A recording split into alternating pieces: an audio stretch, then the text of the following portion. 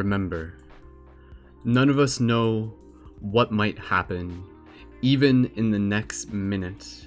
Yet still, we go forward because we trust, because we have faith. Aloha, and thank you so much, everyone, for joining in. My name is Wolf Shield, aka Skull Babylon, aka Mystic Spider-Man, and you're tuned in for a live recorded broadcast of The Alchemist book reading and commentary presented here through ParadigmShiftCentral.com. A real-world interactive game to be able to help assist with the shift in consciousness. So thank you so much, everyone, for joining in. Of course, this is part 4, so if you haven't listened to the previous parts, do yourself a favor and go back, and you can find those in the information for this YouTube video so that you can tune into this. And yeah, The Alchemist, such an amazing book, and I'm so excited to be able to not only read it with you today, but also conclude it today. So it's going to be a bit of an endurance run today to be able to make sure that we complete it, because we still got quite a few pages, but we're going to make it through. We're going to do this. We're going to talk about it. We're going to talk about the lessons. We're going to talk about the symbolism, the significance, what we can extract from the lessons of young Santiago and him meeting the alchemist. So again, if you happen to be tuning into this and you haven't listened to the previous parts, go back, check out parts 1 to 3. They're all free online for your enjoyment, and it includes like additional paradigm shifting commentary for you to be able to check out. And of course, quick plug, if you haven't yet, be sure to check out more ParadigmShiftCentral.com. These broadcasts are made possible thanks to our Patreon supporters. Thank you, Patreon supporters. Add your monthly support on Patreon with a contribution of your choice and get cool perks like discounts for the quest item shop and the option to join as a leading member within our community. Patreon.com/Brendan Culleton. Links in the info down below. So getting right into this. Where we left off in The Alchemist, let's see, quick overview, just in case anybody's like super eager to just listen to this anyways. Young Santiago lived his life as a young shepherd boy, and one night several nights he had this recurring dream of going to the pyramids. And along his travels with his sheep, he met like a psychic lady who basically told him, like, you have to go to the pyramid. And along his way, he met a king, the King of Solemn. And the King of Solemn started teaching him about the language of the universe and the ways of being able to understand that which is said without words. And so he starts meeting various people along the way who start kind of reaffirming for him that there's more to this reality than meets the eye, and that this quest towards the pyramids is something very important to him. It is part of his own personal legend. And along the way, he goes through some ups and downs. He gets robbed. He has to like spend an entire year working for like a crystal merchant, a person who like makes crystal glasses and stuff. But then things start turning up, and eventually he has enough money to decide if he's going to go home or if he's going to continue to the pyramids. Of course, he continues to the pyramids. Since then, he has met another British man who is studying a lot about the wisdom of alchemy, the wisdom of the alchemist, and he is looking to meet the alchemist. And he too is alongside Santiago as they travel as part of a caravan across a desert. And since then, they have landed at an oasis. And in this oasis, there is the alchemist, but they haven't met him yet up until right where we are right now. And so the basic point of where we are right now is Santiago and the British man, they've kind of been hanging out in the oasis for a while as part of the caravan. And Santiago met like a nice young woman who he's fondly attracted to. And Santiago started having visions. He started having this foresight of the idea that there was an impending battle, that there was like some sort of doom on the horizon. And so he told the local kind of like kings of the area, and they were kind of saying to him like, okay, like let's hope you're wrong, but if you are wrong, then like we're gonna punish you, but let's get ready for a battle just in case. So right now, with where we are, they're literally on the edge of a potential battle. And the last thing that happened was Santiago was approached by this man on horseback, very mysterious, kind of like covered in robes, and he was talking to young Santiago.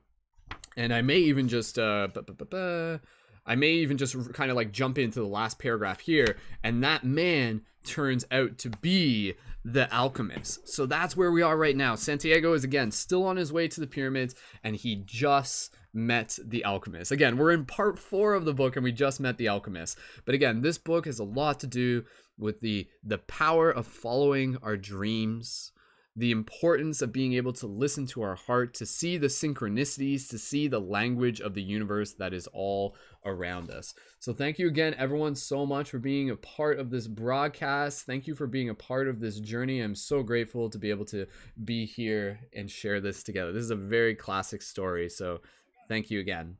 Awesome. So with that said, stay tuned, get comfortable, plug yourself in, and enjoy part 4, the conclusion to The Alchemist. So just going back a little bit here, this is just like mid-conversation.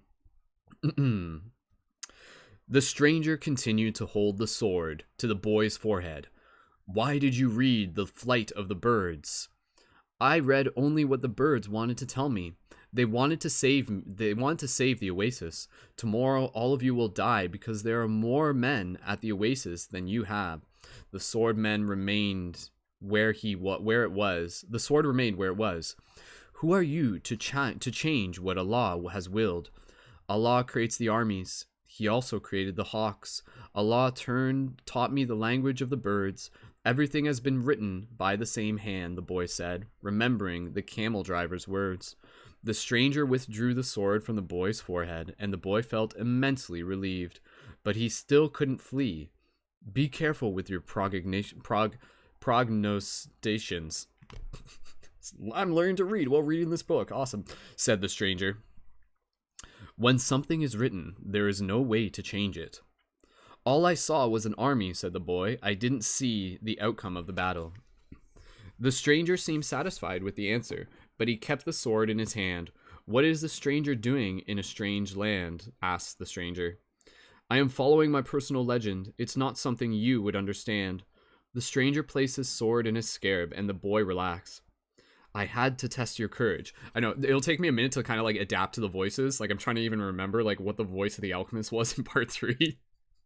Takes a second. Okay. I had to test your courage, the stranger said. Courage is the quality most essential to understanding the language of the universe. The boy was surprised. The stranger was speaking of things that very few people knew about. You must not let up, even after having come so far, he continued. You must love the desert, but never trust it completely. Because the desert tests all men. It challenges every step and kills those who become distracted. What he said reminded the boy of the old king. If the warriors come here and your head is still on your shoulders at sunset, come and find me, said the stranger. The same hand that brandished the sword now held a whip. The horse reared again and raising a cloud of dust. Where do you live? Shouted Santiago as the horseman rode away. The hand with the whip pointed to the south. The boy had met the alchemist. So here we go. So this is the next morning, and this is like, yeah, like I guess the battle's just about to take place. And again, I've read this book a long time ago, but even parts of this is like still exciting and new to me because it's been so long. So again, for those of you tuning in on Instagram, please jump over to the YouTube at youtube.com/SkullBabylon. And for those of you on YouTube, honestly, I'm not expecting a heck of a lot of people to be tuning into this live. We're filming this in the middle of the day. Oh, and it's a full moon right now. So that's part of the reason we're doing this like in alignment with the full moon. But if you do have any comments, please feel free to leave your comments, and you guys can like leave commentary that I'll read on air as we're doing this. And yeah, thank you again for being here, and leave your comments afterwards as well. Next morning, there were 2,000 armed men scattered throughout the palm trees at El Fayoum. Before the sun had reached its highest point, 500 tribesmen appeared on the horizon. The mounted troops entered the oasis from the north. It appeared to be a peaceful expedition, but they all carried arms hidden in their robes. When they reached the white tent at the center at El Fayoum, they withdrew their scimitars and rifles, and they attacked an empty tent. The men of the oasis surrounded the horsemen from the desert, and within half an hour, all but one of the intruders were dead. The children had been kept at the other side of the grove of palm trees and saw nothing of what happened. The women had remained in their tents, praying for the safekeeping of their husbands, and saw nothing of the battle either. Were it not for the bodies there on the ground, it would have appeared to be a normal day in the oasis. The only tribesman spared was the commander of the battalion. That afternoon, he was brought before the tribal chieftains, who asked him why he had violated the tradition. The exhausted the commander said that his men had been starving and thirsty, exhausted from many days of battle, and had decided to take the oasis so as to be able to return to the war. The tribal chieftain said that he felt sorry for the tribesmen, but that the tradition was sacred. And so here's a picture. This is a little bit graphic, so just heads up, but this is a picture from the book. Again, this is pictures by the artist Mobius, for those of you who aren't familiar. So you can kind of see there, it's just like a picture of like the bodies on the battlefield. Showing it there to Instagram as well. So page flip. Okay.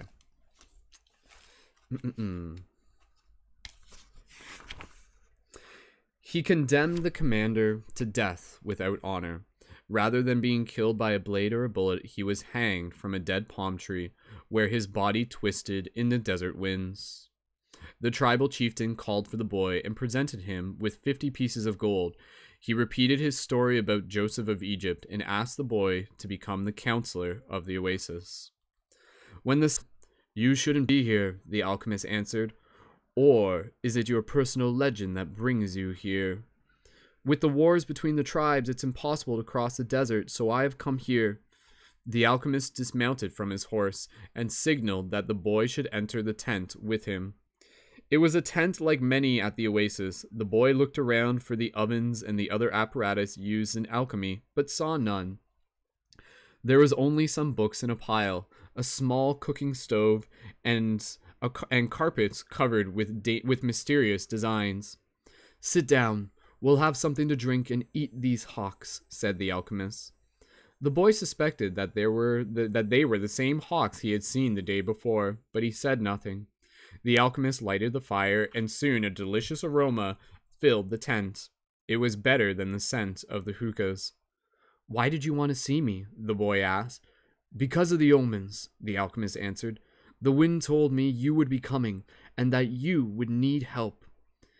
It's not I the winds speak about. It's the other foreigners, the Englishman. He's the one that's looking for you.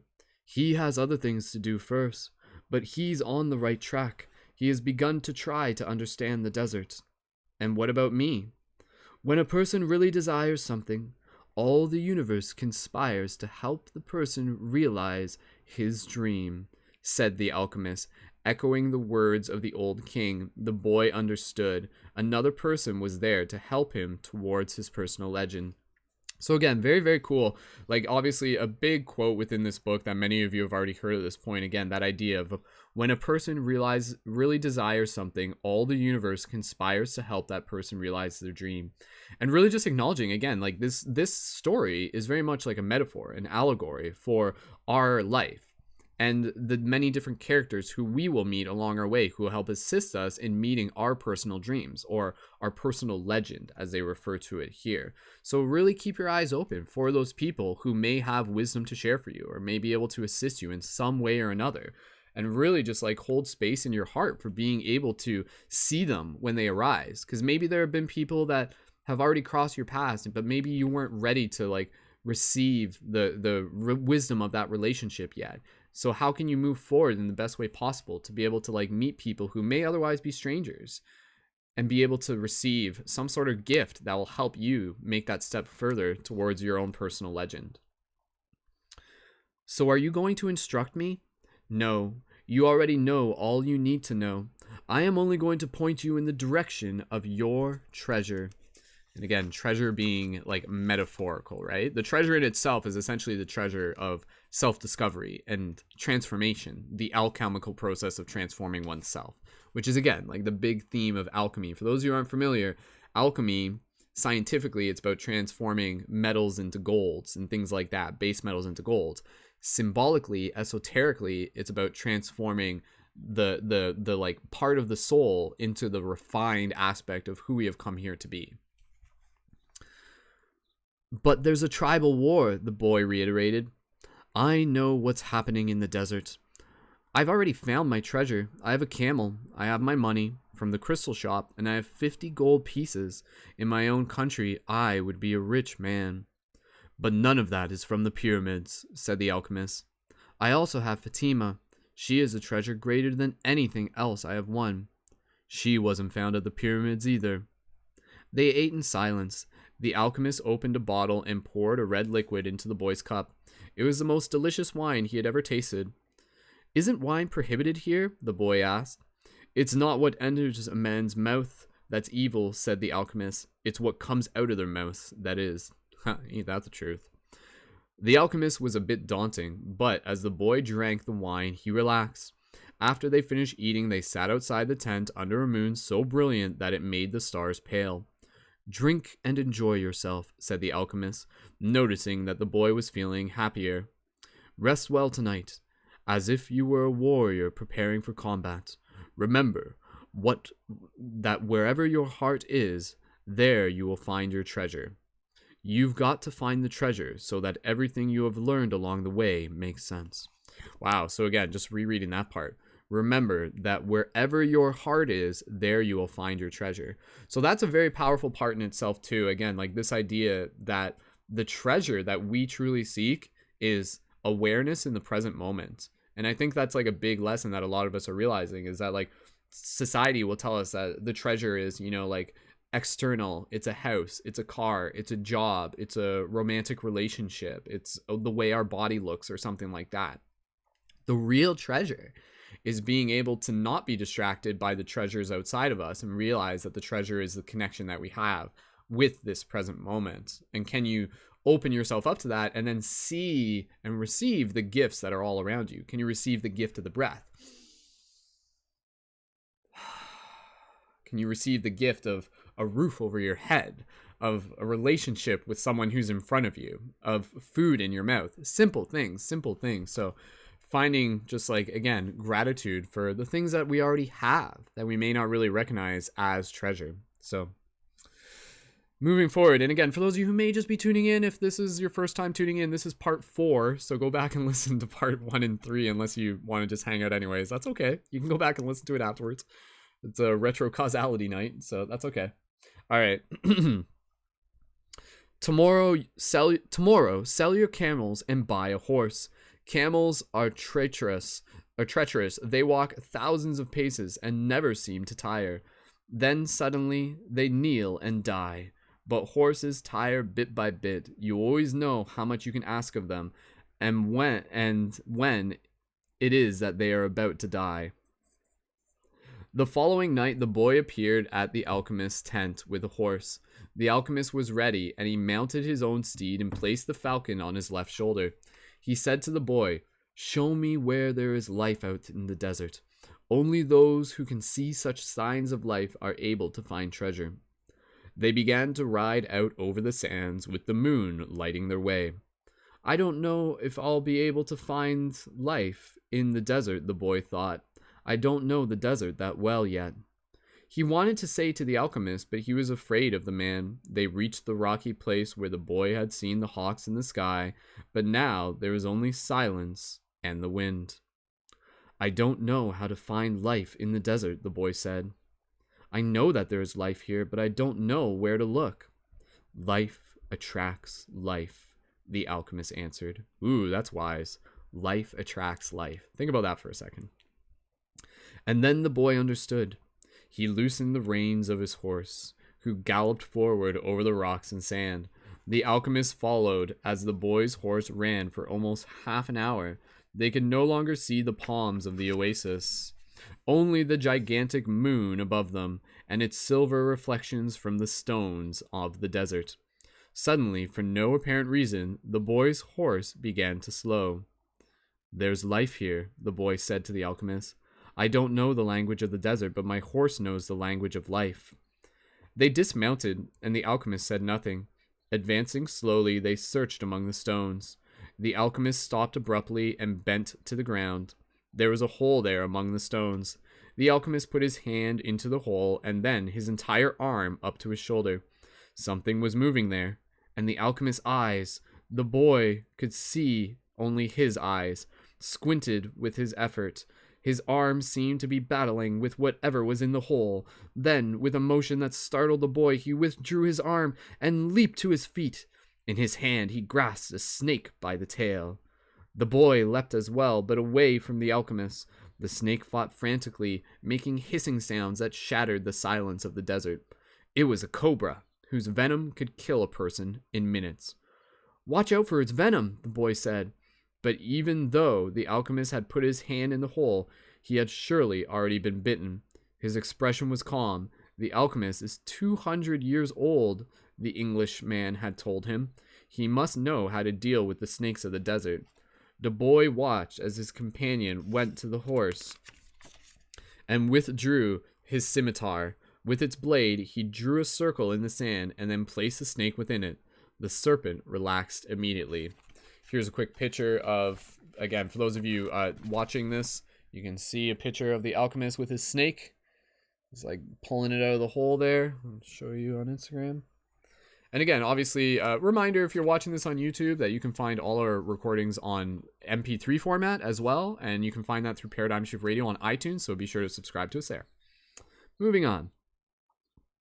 The boy watched as his companion went to his horse and drew a scimitar. Again, just rereading this. With its blade, he drew a circle in the sand, and then he placed the snake within it. The serpent relaxed immediately.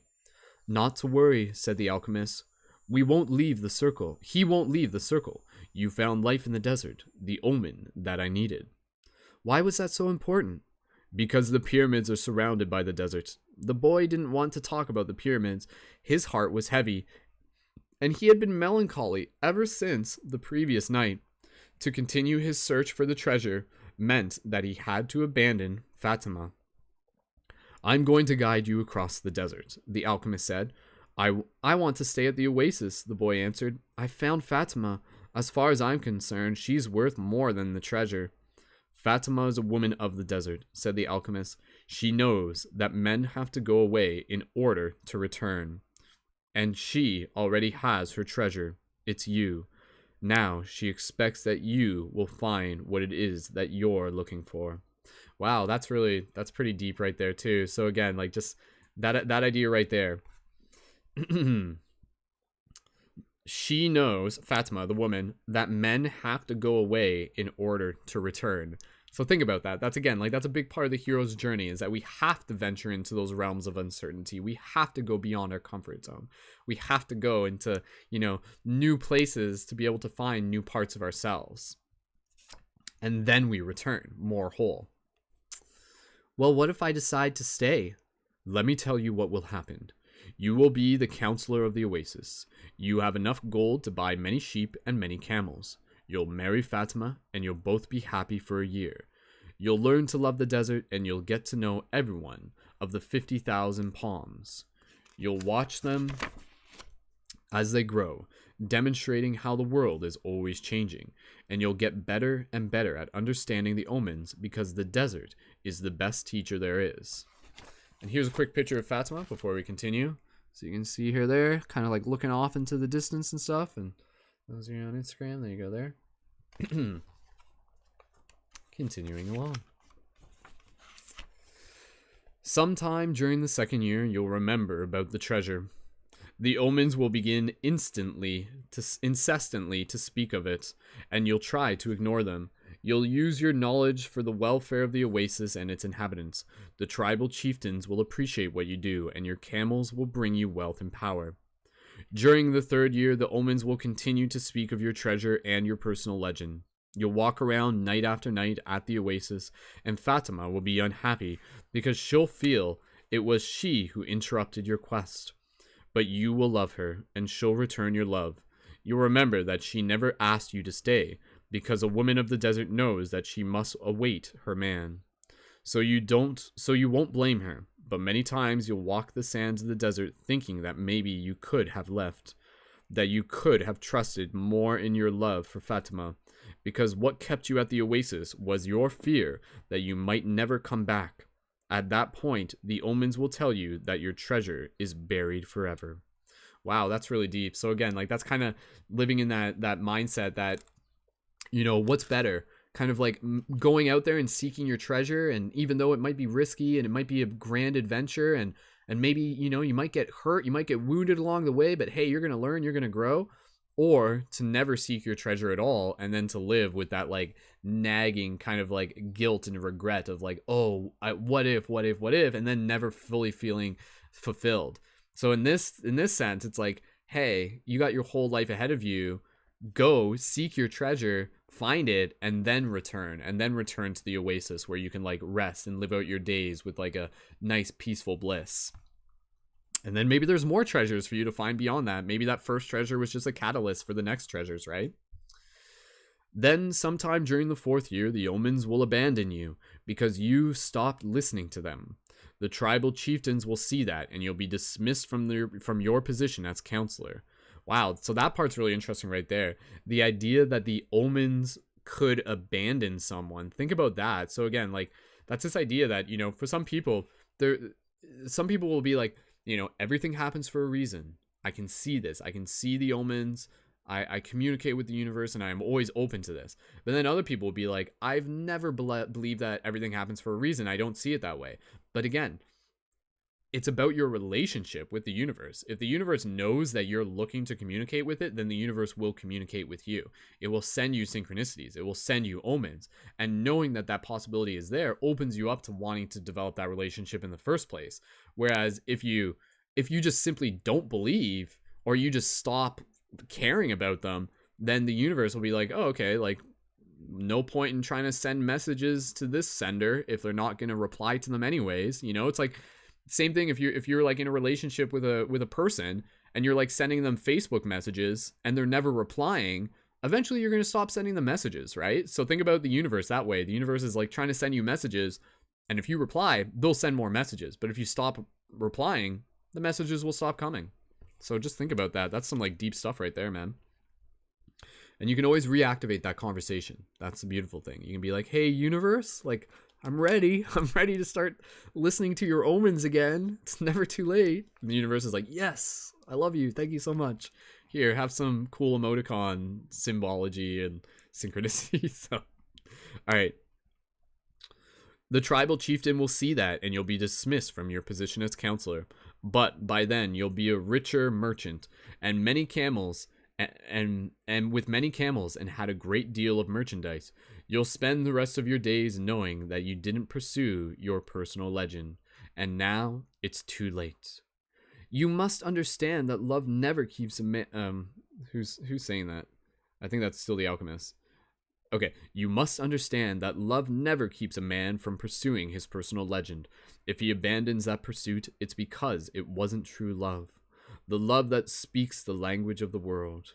So that's a very powerful thing too, right? Like the idea that if like the true love is something that will wait for you. You know, true love is not something that needs to be rushed. It is something that if it's yours, it will be yours. And so like, if there's, you know, even just think about that from a practical point. Say there's like, you know, in today's day and age, there might be someone who really, really loves someone, but then they get like a great job opportunity on the other side of the world.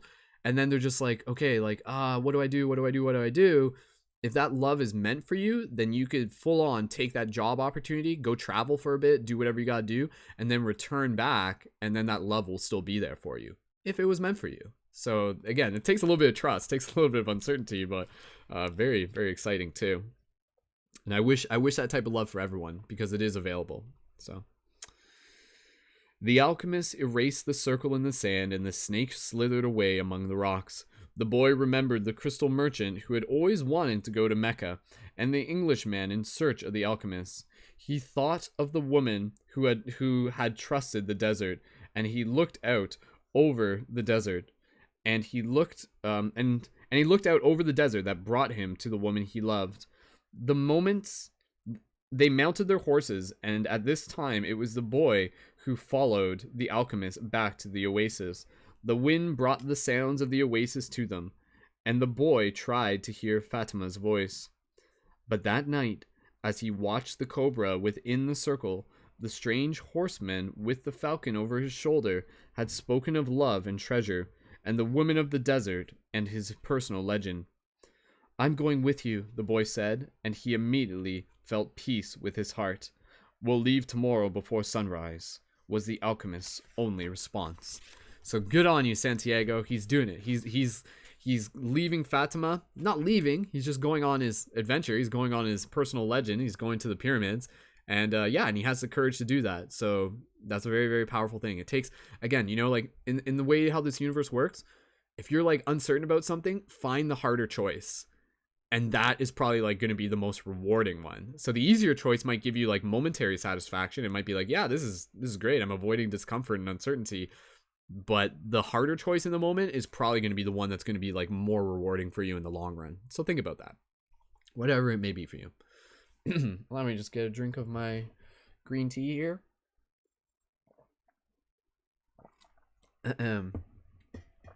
Awesome. Thank you again, everybody, for joining in. Reminder that this is part 4 of the book. Parts 1 through 3 are already available. If you need to, just send me a DM on Instagram and I'll send you the playlist. But you can find it again at paradigmshiftcentral.com. Click under live broadcast and go to book readings and you'll find it there, or youtube.com/Skull Babylon. Moving along. The boy spent a sleepless night. 2 hours before dawn, he awoke one of the boys who slept in his tent and asked him to show him where Fatima lived. They went to her tent, and the boy gave his friend enough gold to buy a sheep. Then he asked his friend to go into the tent where Fatima was sleeping and to awaken her and tell her that he was waiting outside. The young Arab did, and as he was asked, he was given enough gold to buy yet another sheep. "Now leave us alone," said the boy to the young Arab. The Arab returned to his tent to sleep, proud to have helped the counselor of the oasis, and happy at having enough money to buy himself some sheep. Fatima appeared at the center of the tent. The two walked out among the palms. The boy knew that it was it was a violation of the tradition, but that didn't matter to him now. "I'm going away," he said, "and I want you to know that I'm coming back. I love you because—" "Don't say anything," Fatima interrupted. "One is loved because one is loved. No reason is needed for loving." Wow, that's powerful. One is loved because one is loved. No reason is needed for loving. But the boy continued. "I had a dream, and I met with the king. I sold crystal and crossed the desert, and because the tribes declared war, I went to the well seeking the alchemists. So I love you because the entire universe conspired to help me find you." The two embraced. It was the first time either had touched the other. Aww, relationship goals. "I'll be back," the boy said. Before this, I always looked to the desert with longing. Before this, I always looked to the desert with longing," said Fatima. "Now it will be with hope. My father went away one day, but he returned to my mother, and he has always come back since then." They said nothing else. They walked a bit further among the palms, and then the boy left her at the entrance to her tent. "I'll return just as your father came back to your mother," he said. He saw Fatima's eyes were filled with tears. "You're crying?" "I'm a woman of the desert," she said, averting her face. "But above all, I am a woman." Fatima went back to her tent, and when daylight came, she went out to do the chores she had done for years. But everything had changed. The boy was no longer at the oasis, and the oasis would never again have the same meaning it had only yesterday. It would no longer be a place with 50,000 palm trees and 300 wells, where the pilgrims arrived, relieved at the end of their long journeys. From that day on, the oasis would be an empty place for her. Aww. From that day on, it was the desert that would be important.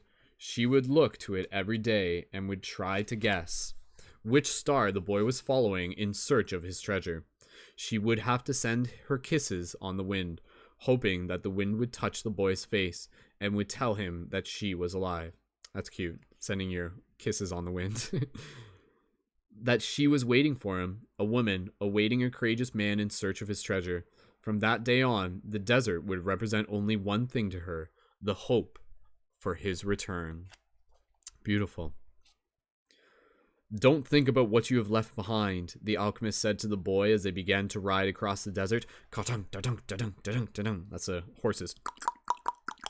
"Everything is written in the soul of the world, and there it will stay forever. Men dream more about coming home than about leaving."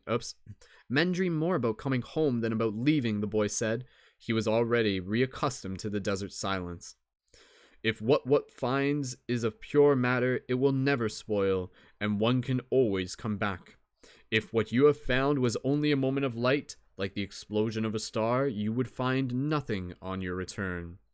The man was speaking the language of alchemy, but the boy knew he was referring to Fatima. It was difficult not to think about what he had left behind, the desert, with its endless monotony, but put him to dreaming. The boy could still see the palm trees, the wells, the face of the woman he loved. He could see the Englishman at his experiments. The camel driver, who was a teacher without realizing it. Maybe the alchemist had never been in love, the boy thought. The alchemist rode in front with the falcon on his shoulder. The bird knew the language of the desert as well. And whenever they stopped, he flew off in search of game. On the first day, he returned with a rabbit. On the second, with 2 birds. At night, they spread their sleeping gear and kept their fires hidden. The desert nights were cold and were becoming darker and darker as the phases of the moon passed. They went on for a week, speaking only of the precautions they needed to follow in order to avoid the battles between the tribes. The war continued, and at times the wind carried the sweet, sickly smell of blood. Battles had been fought nearby, and the wind reminded the boy that there was the language of omens, always ready to show him what his eyes had failed to observe. So again, that's an interesting thing, just like that idea of thinking about omens as being something to help us see what our eyes fail to observe. So again, like omens can sometimes be like the intuition, the gut feeling, right? So you are that wizard. You have that ability to like feel the future before it arrives when you really tap in and, work on your chakras and stuff. On the 7th day, the alchemist decided to camp earlier than usual. The falcon flew off to find game, and the alchemist offered his water container to the boy.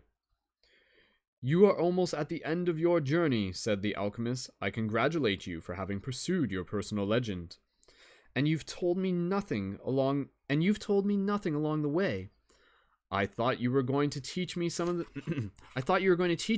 things you know. A while ago I rode through the desert with a man who had books on alchemy, but I wasn't able to learn anything from them." "There is only one way to learn," the alchemist answered. "It's through action. Everything you need to know you have learned through your journey. You need to learn only one more thing." I like how I should just like full on just make the alchemist voice just like Simba's voice, or like Mufasa rather. It's basically almost there. I'll work up to it. The boy wanted to know what that was, but the alchemist was searching the horizon looking for the falcon. "Why are you called the alchemist?" "Because that is what I am." And what went wrong with when the other alchemists tried to make gold and were unable to do so? "They were looking only for gold." His companion answered, "They were seeking the treasure of their personal legend without wanting to actually live out the personal legend." "What is it that I still need to know?" the boy asked. But the alchemist continued to look at the horizon, and finally the falcon returned with their meal. They dug a hole and lit their fire in it, so that the light of the flames would not be seen. "I'm an alchemist simply because I am an alchemist," he said, as he prepared the meal. "I learned the science from my grandfather, who learned it from his father, and so on, back to the creation of the world. In those times, the master work would be written simply on an emerald. But men began to reject simple things and to write tracts, interpretations, and philosophical studies. They also began to feel that they knew better ways than others had. Yet the emerald tablet is still alive today." What was written on the emerald tablet, the boy wanted to know. So again, like, shout out to the emerald tablets. Again, getting into like, like hermetic philosophies right here. Hermes Trismegistus. Which is, again, it's like very much like that's all about like alchemical transformation of, the process of transforming the soul. The alchemist began to draw in the sand and completed his drawing in less than 5 minutes. As he drew, the boy thought of the old king in the plaza where they had met that day. It seemed as if it had taken place years and years ago. This is what was written on the emerald tablet," said the alchemist when he finished. The boy tried to read what was written in the sand. "It's a code," the boy said, a bit disappointed. "It looks like what I saw in the Englishman's book." "No," the alchemist answered. It's like the flight of those two hawks. It can be understood by reason. It can't be understood by reason alone. The Emerald Tablet is a direct passage to the soul of the world.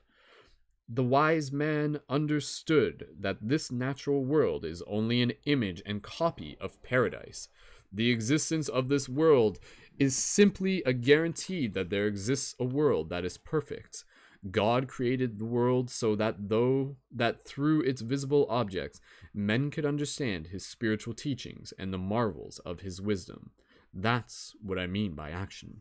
So that's very interesting. Just that idea alone is very powerful. The idea that, you know, the mere fact that the physical world exists is reference to the idea that, like, the heavens exist. The physical world is merely like a reflection of something even more pristine. Flipping the page here. How many pages do we got going on here? Still got, we got about like 30 pages to go. So like I said, I'm committed to finishing this today, though this broadcast may be, we'll see. This may be like a 3-hour broadcast. I don't know. I don't want to speed read it, right? I want to take our time with it. So, but hey, thanks for taking this journey together. Should I understand the Emerald Tablet? The boy asked. Perhaps, if you were in a laboratory of alchemy, this would be the right time to study the best way to understand the Emerald Tablet. But you are in the desert, so immerse yourself in it. The desert will give you an understanding of the world. In fact, anything on the face of the earth will do that. You don't have to understand the desert. All you have to do is contemplate a single grain of sand, and you will see in it all the marvels of creation.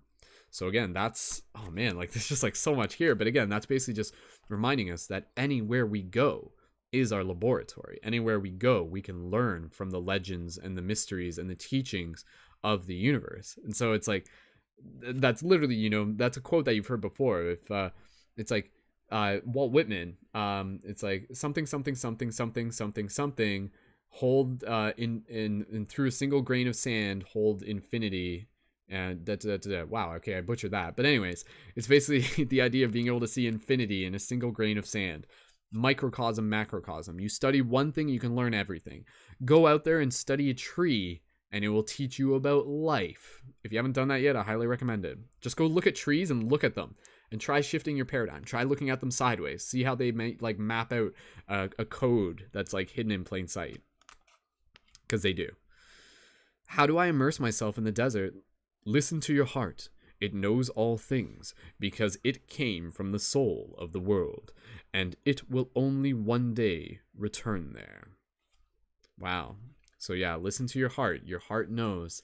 Like, again, right? Like, we speak words, we speak English, but our heart speaks a deeper language, and it knows how to listen to that language. So when we listen to our heart, we listen to the language that is being spoken to it from the world around us. It's deep stuff, man. Jeez, man, like, someone please make this video viral just so we can get this information out there to more people, right? Okay. They crossed the desert for another 2 days in silence. The alchemists had come much more cautious because they were approaching the area where most violent battles were being waged. As they moved along, the boy tried to listen to his heart. It was not easy to do in early times. His heart had always been ready to tell its story, but lately, that wasn't true. There had been times when the heart spent hours telling of its sadness, and at other times it became so emotional over the desert sunrise that the boy had to hide his tears. His heart beat fastest when it spoke to the boy of treasure, and more slowly when the boy stared entranced at the endless horizons of the desert. Quick picture here of the alchemist holding, I assume it's like, maybe it's the Emerald Tablet. I don't know. Like, it's just like a little emerald and stuff. If it's like, it's a little special gem, magic gem there. So very cool picture though.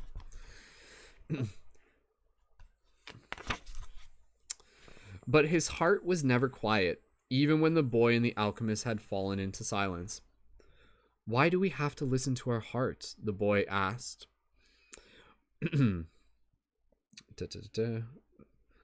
When they had made why do we have to listen to our hearts? The boy asked when they had made camp that day. Because wherever your heart is, that is where you'll find your treasure.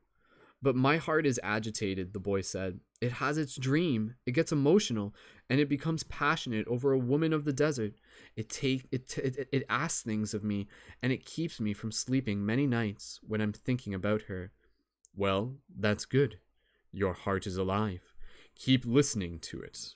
Keep listening to what it has to say. Awesome. Sweet. Cool. Cosmic Butterfly saying, I have my kids listening to this now. I actually have 2 copies of the book. I'm going to read it to my kids now because of this. Yay, Cosmic Butterfly. Thank you so much. This is a great book to read as a family. So again, this is part... You can read this. You can keep listening to this. It's fine. Like, this is like some serious parts in the story, and then you can go back and listen to the beginning parts. So that's okay. And aloha and shout out to Cosmic Butterfly's kids. You guys are awesome. And so is your mom. All right. Well, that's good. Your heart is alive. Keep listening to what it has to say. Are you listening to what your heart has to say? Right? That's something that takes practice. It takes practice to listen to our heart, because oftentimes we'll kind of like get in our heads, and our heads will be kind of like distracting, fascination, watching TV shows, paying attention. When we listen to our heart, that's when we go quiet and we can listen to what it has to say, how it will guide us. Very, very important. Awesome. Thanks, Cosmic Butterfly. You're awesome too. Okay. During the next 3 days, the 2 travelers passed by a number of armed tribesmen and saw others on the horizon. The boy's heart began to speak of fear. It told him stories it had heard from the soul of the world, stories of men who sought to find their treasure and never succeeded. Sometimes it frightened the boy when the idea that he might not find his treasure, or that he might die there in the desert. At other times, it told the boy that it was satisfied. It had found love and riches. My heart is a traitor, the boy said to the alchemist, when they had paused to rest the horses. It doesn't want me to go on. That makes sense, the alchemist answered. Naturally, it's afraid that in pursuing your dream you might lose everything you've won. Well then, why should I listen to my heart? Because you will never again be able to keep it quiet. Even if you pretend not to have heard what it tells you, it will always be there inside of you, repeating to you what you're thinking about life and about the world. So again, one of the things that I always talk about is like, listen to what makes your heart sing.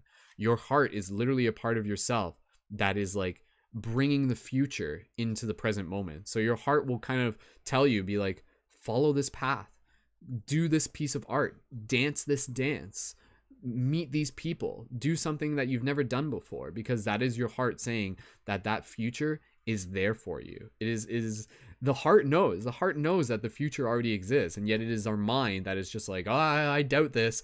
So again, the journey of a human is being able to kind of like trust our hearts and trust that these futures already exist. Just as a heads up, eventually for the Instagram broadcast, I'm going to have to restart it once it gets to an hour, but keep tuning in or jump over to youtube.com/SkullBabylon and you can watch on YouTube there. And it's probably better audio on the YouTube version anyways. You mean I should listen, even if it's treacherous? Treason is a blow that comes unexpectedly.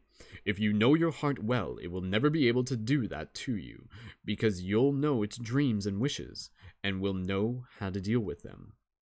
You will never be able to escape from your heart, so it's better to listen to what it has to say. That way, you'll never have to fear an unanticipated blow. And that's very important too. I'm sure we've all done that, where like we don't listen to our heart or we repress it, and then usually that puts us in situations where it's like, it's kind of like unnecessary suffering, or again, if we are in a place of suffering, and then our heart will kind of be like calling to us and say like, this needs to change, you need to do this, you need to get out of your comfort zone, or you need to get out of this situation, you need to do something that's like gonna like be more rewarding and nurturing for you. So again, like, are you listening to your heart? Are there things that your heart's saying that maybe you've like pushed deep down? And as children, they do a great job of listening to their heart. And that's where like having children around you can really inspire you to remind yourself how to listen to your heart. As adults, we do a great job of pushing our heart down, because that's what other people tell us we're supposed to do. Oh, those dreams, those things that you want for yourself, just push them down. Just push them down. But what happens when we bring it out? And again, that's what inspires others to do the same. And that's when we start aligning with our bliss and our joy. The boy continued to listen to his heart as they crossed the desert. He came to understand its dodges and tricks, and to accept it as it was. He lost his fear and forgot about his need to go back to the oasis because one afternoon his heart told him that it was happy. Even though I complain sometimes, it said, it's because I'm the heart of a person, and the people's heart are that way. People are afraid to pursue the most important dreams because they feel that they don't deserve them, and they'll be unable to achieve them. We, their hearts, become fearful just thinking of loved ones who go away forever, or of moments that could have been but weren't, or of treasures that might have been found but were forever hidden in the sands, because when these things happen, we suffer terribly. So there's another thing here where, and Cosmic Butterfly, thank you, yes, for agreeing with the last comment that we talked about. Another thing here that, for people who are still learning and really just like, even speaking to this, knowing that, Cosmic Butterfly is listening to this with their younger kids and kids are listening, one of the best pieces of advice I can give to you is kind of making this little shift from this idea of understanding that, like, when we feel those hard things in our heart, those things that might feel uncomfortable, people often say that that is your heart breaking. I like to look at it from the perspective that the heart doesn't break, it only breaks open, meaning it opens up into more ways to learn how to love ourselves. So sometimes when we like feel scared or we feel like, like something happens and we get our feelings hurt, that's actually like teaching us where we can send more love towards ourselves and towards others. So again, your heart doesn't actually break, it only breaks open. So keep nurturing your heart. My heart is afraid that it will have to suffer, the boy told the alchemist one night as they looked up at the moonless sky. Tell your heart that the fear of suffering is worse than the suffering itself. That's right.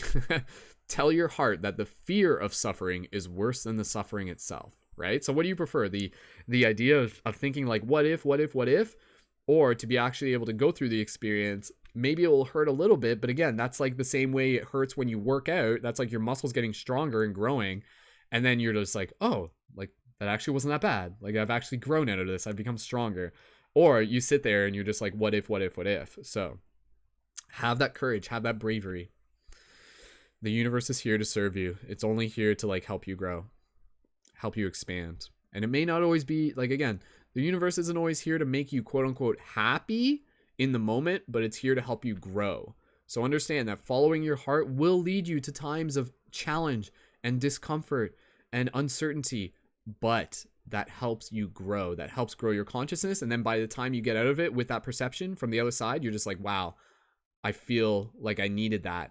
And now this is going to help me move into that next journey. So again, every great challenge is just training us for the next one. So 1111, if you resonate with that in the live chat. Tell your heart that the fear of suffering is worse than suffering itself, and that no heart has ever suffered when it goes in search of its dreams, because every second of the search is a second's encounter with God and with eternity. Wow, that's powerful. So like when we follow our dreams, that's like literally connecting with God, quote unquote, connecting with the universe, connecting with yourself, connecting with like the eternity inside of you. Every second of the search is an encounter with... Oh, that's a boy. Every second of the search is an encounter with God, the boy told his heart. Wow. Speak to your heart. Do you think about that? Speak to your heart. You should do that sometimes. Think of your heart as like another person. And just be like, it's okay, heart. Like, it's okay. Here's some powerful reminders. Here's some like meme quotes to help inspire us and to remind us that it's going to be okay. And to... attitude and perception is such a powerful thing. If you think that this is going to destroy you and this is going to be the worst thing ever, then you'll carry that with you through your story. But if you're just like, no, this is going to help me grow, this is going to help me expand, this is going to help me deepen my love for myself, then you carry that with you as well. And that is like what you get. That is the treasure that you receive, is the perception that you bring with you through your journey.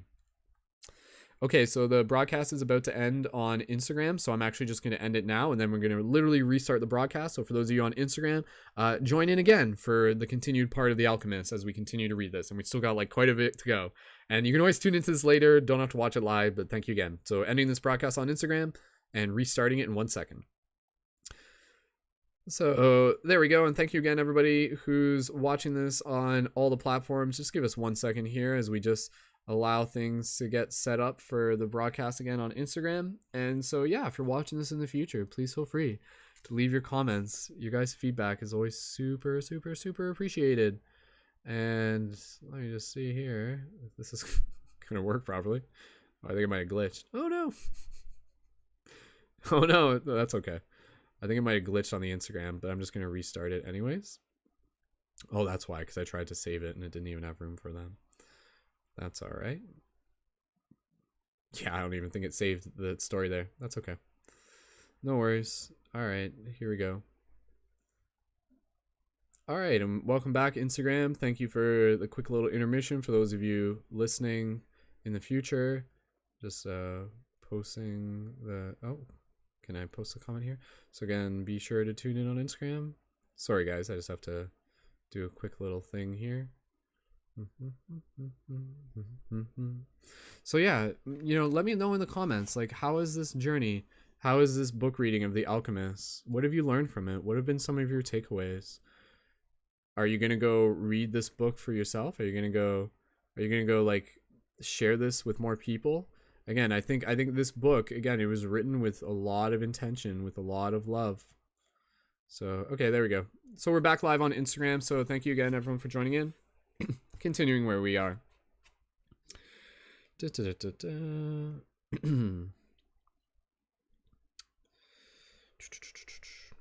Every second of search is an encounter with God, the boy told his heart. When I have been truly searching for my treasure, every day has been luminous because I've known that every hour was a part of the dream that I would find it. When I have been truly searching for my treasure, I have discovered things along the way that I never would have seen, and had I not had the courage to try these things that seemed impossible for a shepherd to achieve.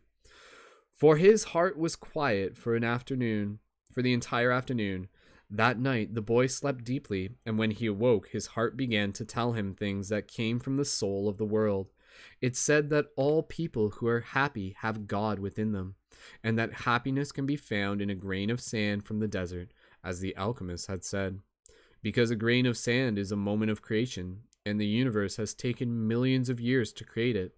Everyone on earth has a treasure that awaits him, his heart said. So yeah, remember that. Everyone on earth, everyone in the universe has a treasure that awaits them. And that treasure is self-discovery. Spoilers. So, Nosate ipsum, know thyself. We, people's heart, seldom say much about those treasures, because people no longer want to go in search of them. We speak of them only to children. Later, we simply let life proceed in its own direction towards its own fate. But unfortunately, very few follow the path laid out for them, the path of their personal legends, and to happiness. Most people see the world as a threatening place, and because they do, the world turns out, indeed, to be a threatening place. So, their hearts, speak more and more softly. We never stop speaking out, but we begin to hope that our words won't be heard. We don't want people to suffer because they don't follow their hearts. Wow, that's interesting. Can you just kind of visualize that, this idea that in like maybe today's day and age, maybe our hearts aren't speaking as loudly because the hearts as like a person and identity don't want people to get disappointed by not following their hearts. Interesting. So how many people's hearts have become very, very quiet, and how can we, by listening to our own heart, help it become louder and then inspire others to listen to what may be the whisper of their heart? So again, I think that's a very powerful lesson, to help people listen to the whispers of their heart, knowing that it's there to guide them. And again, the heart, you can think of it as like an antenna for cosmic intelligence. The heart is like its own brain. It's like its own radar dish. It's its own like beacon of information from beyond the future. So again, your heart is not just like this whimsical thing. It's actually like a transmitter to be able to help give you guidance for your path and call you into your action, but knowing that it is still free will. You have the free will to listen to your heart, or to ignore it, or to just like let it go quiet. But know that when you listen to it, it has treasures and gifts waiting for you. Super, super powerful. Awesome. All right. And again, please feel free to leave some comments for those of you on Instagram, and we can comment there. And if you're on YouTube, leave some comments there as well. All right. Why don't people's hearts tell them to continue to follow their dreams? The boy asked the alchemist. Because that's what makes a heart suffer most, and hearts don't like to suffer. From then on, the boy understood his heart. He asked it, please never stop speaking to me. He asked that when he wandered far from his dreams, his heart press him and sound the alarm. The boy swore that every time he heard the alarm, he would heed its message. From then on, the boy understood his heart. He asked, That night, he told all of this to the alchemist, and the alchemist understood that the boy's heart had returned to the soul of the world. So, what should I do now? The boy asked. Continue in the direction of the pyramids, said the alchemist, and continue to pay heed to the omens. Your heart is still capable of showing you where the treasure is. Is that the one thing I still needed to know? No, the alchemist answered. What you still need to know is this. Before a dream is realized, the soul of the world tests everything that was learned along the way. It does this not because it is evil, but so that we can, in addition to realizing our dreams, master the lessons we've learned as we've moved towards that dream. That's the point at which most people give up. It's the point at which, as we say in the language of the desert, one dies of thirst just when the palm trees have appeared on the horizon. That's super relevant. Again, like, think about that. The idea that the universe is constantly wanting us to go towards our dreams. And then sometimes, like, as we're going towards them, sometimes it might get like really, really hard. But that's like that last hurdle towards like fully actualizing. And that last hurdle is actually kind of like a review test of the previous lessons. So think about that. You know, it's like kind of like that big exam at the end of school. You always kind of have like, oh, here's everything you learned. Let's make sure that you know. And then once you've proven it, then you graduate. So don't quit on that last exam. Know that it's still there just to be able to affirm and give you that gift of helping you see that you already have the truth inside of you, that you have the ability to pass inside of you. Again, the universe wouldn't give us anything that we can't handle, but we have the free will to walk away. Very interesting. Every search begins with beginner's luck, and every search ends with the victor being severely tested. The boy remembered an old proverb from his country. It said that the darkest hour of the night came just before the dawn. On the following day, the first clear sign of danger appeared. 3 armed tribesmen approached and asked what the boy and the alchemist were doing there. I'm hunting with my falcon, the alchemist answered. We're going to have to search you to see whether you're armed, when the tribesman said. The alchemist dismounted slowly, and the boy did the same. Why are you carrying money? Asked the tribesman when he searched the boy's bag. I need it to get to the pyramids, he said. The tribesman, who was searching the alchemist's belongings, found a small crystal flask filled with a liquid and a yellow glass egg that was slightly larger than a chicken's egg. What are these things? That's the philosopher's stone and the elixir of life. It's the masterwork of the alchemist. Whoever swallows that elixir will never be sick again, and a fragment from that stone turns any metal into gold. The Arabs laughed at him, ah, ha, ha, ha, ha, and the alchemist laughed along. They thought his answer was amusing, and they allowed the boy and the alchemist to proceed with all the belongings. Are you crazy? The boy asked the alchemist when they had moved on. Why did you do that? What did you do that for? To show you one of life's simple lessons, the alchemist answered. When you possess great treasures within you and try to tell others of them, seldom are you believed. Very interesting. They continued across the desert. With every day that passed, the boy's heart became more and more silent. It no longer wanted to know about things of the past or the future. It was content simply to contemplate the desert and to drink with the boy from the soul of the world. The boy and his heart had become friends, and neither was capable now of betraying the other. Wow, so that's just that little thing in itself, that visualization. Ask yourself, are you friends with your heart?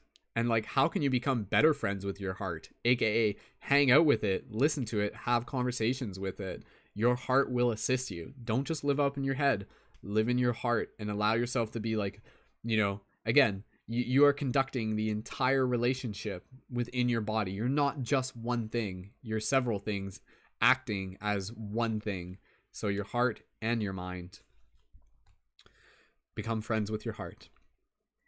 When his heart spoke to him, it was to provide a stimulus to the boy and to give him strength, because the days of silence because the days of silence there in the desert were wearisome. His heart told the boy what his strongest qualities were: his courage in having given up his sheep and in trying to live out his personal legend, and his enthusiasm during the time he had worked at the crystal shop. And his heart told him something else that the boy had never noticed. It told the boy of dangers that had threatened him, but that he had never perceived. His heart said that one time it had hidden the rifle the boy had taken from his father, because of the possibility that the boy might wound himself. And it reminded the boy of the day that he had been ill and vomiting out in the fields, after which he had fallen into a deep sleep. There had been 2 thieves further ahead of him who were planning to steal the boy's sheep and murder him. But since the boy hadn't passed by, they had decided to move on, thinking that he had changed his route. Does a man's heart always help him? The boy asked the alchemist. Mostly the hearts of those who are trying to realize their personal legend, but they do help children, drunkards, and elderly too. Does that mean that I'll never run into danger? It means that the heart does what it can, the alchemist said. One afternoon, they passed by the encampment of one of the tribes. At each corner of the camp were Arabs garbed in beautiful white robes with arms at the ready. So just going back to that part, that's a very interesting part to, again, think of like the heart as kind of being this higher intelligence that will help guide us and help protect us in ways that we may not even realize. So again, that heart may kind of be like, oh, go this way instead of this way. And then this way leads you to connect with someone very important. Or maybe it like removes you from a situation that might have caused you harm or something. So again, listening to your heart is also listening to your intuition, your internal guidance. So that's very, very exciting to know that, again, like there's like what we're doing, but then there's like a bigger intelligence helping conduct things and working towards our shared visions and dreams, personal legends. One afternoon, they passed by the encampment of one of the tribes. At each corner of the camp were Arabs garbed in beautiful white robes with arms at the ready. The men were smoking their hookahs and trading stories from the battlefield. No one paid any attention to the 2 travelers. There's no danger, the boy said, when they had moved on past the encampment. The alchemist sounded angry. Trust in your heart, but never forget that you are in the desert. The men are at war with one another. The soul of the world can hear the screams of battle. No one fails to suffer the consequences of everything under the sun. All things are one, the boy thought, and then, as if the desert wanted to demonstrate the alchemist was right, 2 horsemen appeared from behind the travelers. You can't go any further, one of them said. You're in the area where the tribes are at war. I'm not going very far, the alchemist answered, looking straight into the eyes of the horsemen. They were silent for a moment, and they agreed that the boy and the alchemist could move along. The boy watched the exchange with fascination. You dominated the horsemen with the way you looked at them, he said. Your eyes show the strength of your soul. Ooh, I like that. Your eyes show the strength of your soul. Wow. Have you seen that? Have you seen like that when it happens, when people just kind of like have that look in their eyes and you can like see the way it's just like communicating a strength of their soul? Very cool. So you can communicate your strength of your soul through your eyes. That's true, the boy thought. He had noticed that. In the midst of the multitude of armed men back at the encampment, there had been one who stared fixedly at the 2. He had been so far away that his face wasn't visible, but the boy was certain that he had been looking at them. Finally, when they had crossed the mountain range that had extended along the entire horizon, the alchemist said that they were only 2 days from the pyramids. If we're going to go our separate ways soon, the boy said, then teach me about alchemy. You already know about alchemy. It is about penetrating the soul of the world and discovering the treasure that has been reserved for you. No, that's not what I mean. I'm talking about transforming lead into gold. The alchemist fell as silent as the desert and answered the boy only after they had stopped to eat. Everything in the universe evolved, he said, and, for wise men, gold is the metal that evolved the furthest. Don't ask me why. I don't know why. I just know that the tradition is always right. Men have never understood the words of the men have never understood the words of the wise. So gold, instead of being seen as a symbol of evolution, became the basis for conflict. There are many languages spoken by things, the boy said. There was a time when, for me, a camel's whining was nothing more than whining. Then it became a signal of danger, and finally it became a whining again. But then he stopped. The alchemist probably already knew all that. Wait, was that the boy talking? I don't know. Anyways, I have known, I have known true alchemists. The alchemist continued. They locked themselves in their laboratories and tried to evolve as gold had, and they found the philosopher's stone because they had understood that when something evolves, everything around that thing evolves as well. Ooh, that's interesting.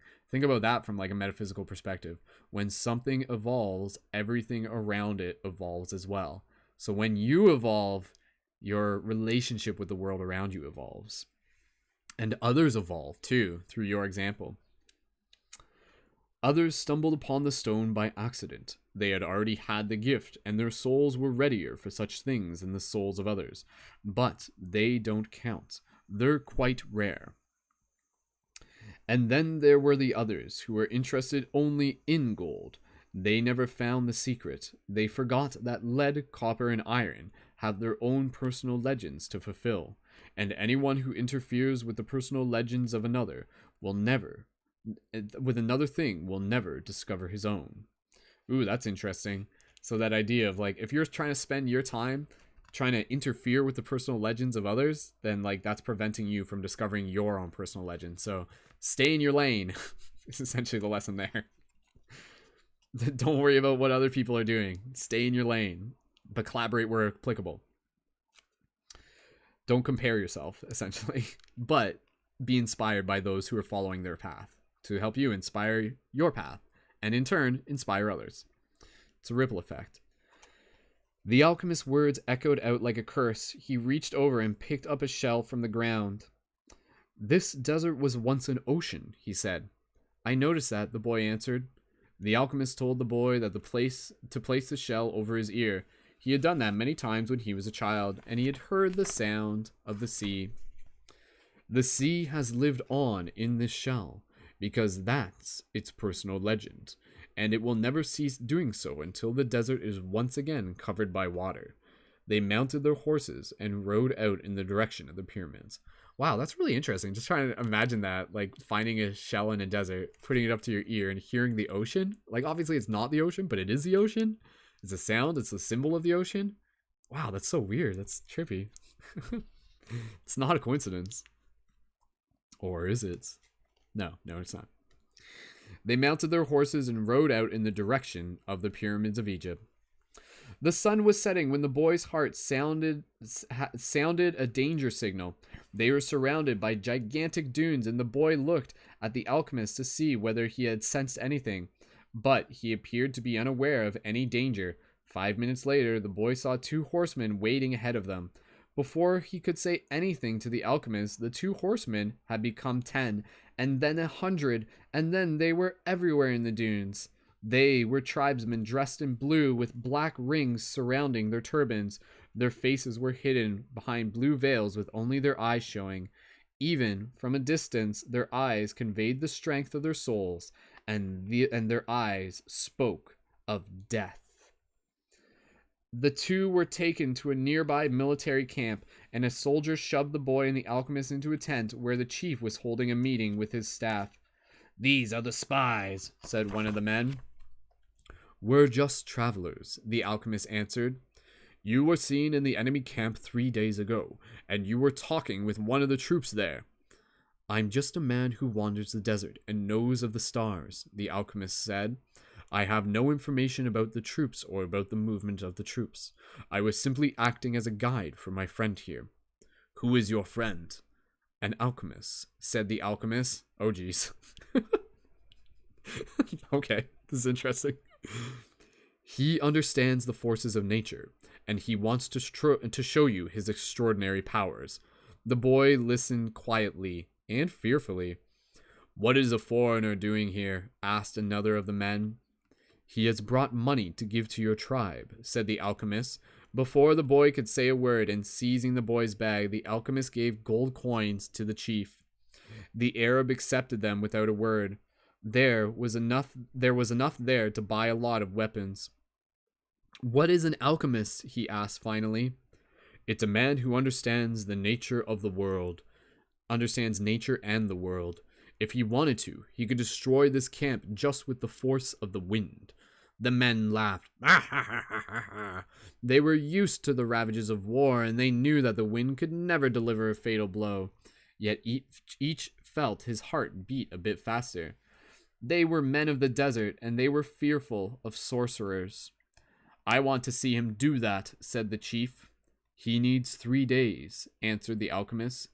He is going to transform himself into the wind just to demonstrate his power.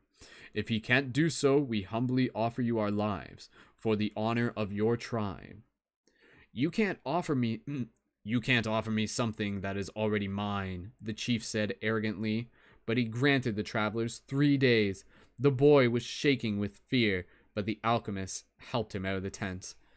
Have you ever been in that situation where a friend like puts you up to something and you're just like, oh god, like that?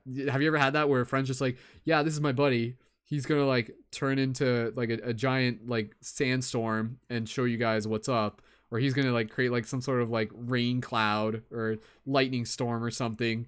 Have you ever had that happen? Jeez, story of my life. No pressure. Oh god, just gotta conjure up the forces of nature. Okay. Don't let them see that you're afraid. Don't let them see that you are afraid, the alchemist said. They are brave men, and they despise cowards. But the boy couldn't even speak. He was able to do so only after they walked through the center of the camp. There was no need to imprison them. The Arabs simply confiscated their horses. So, once again, the world had demonstrated its many languages.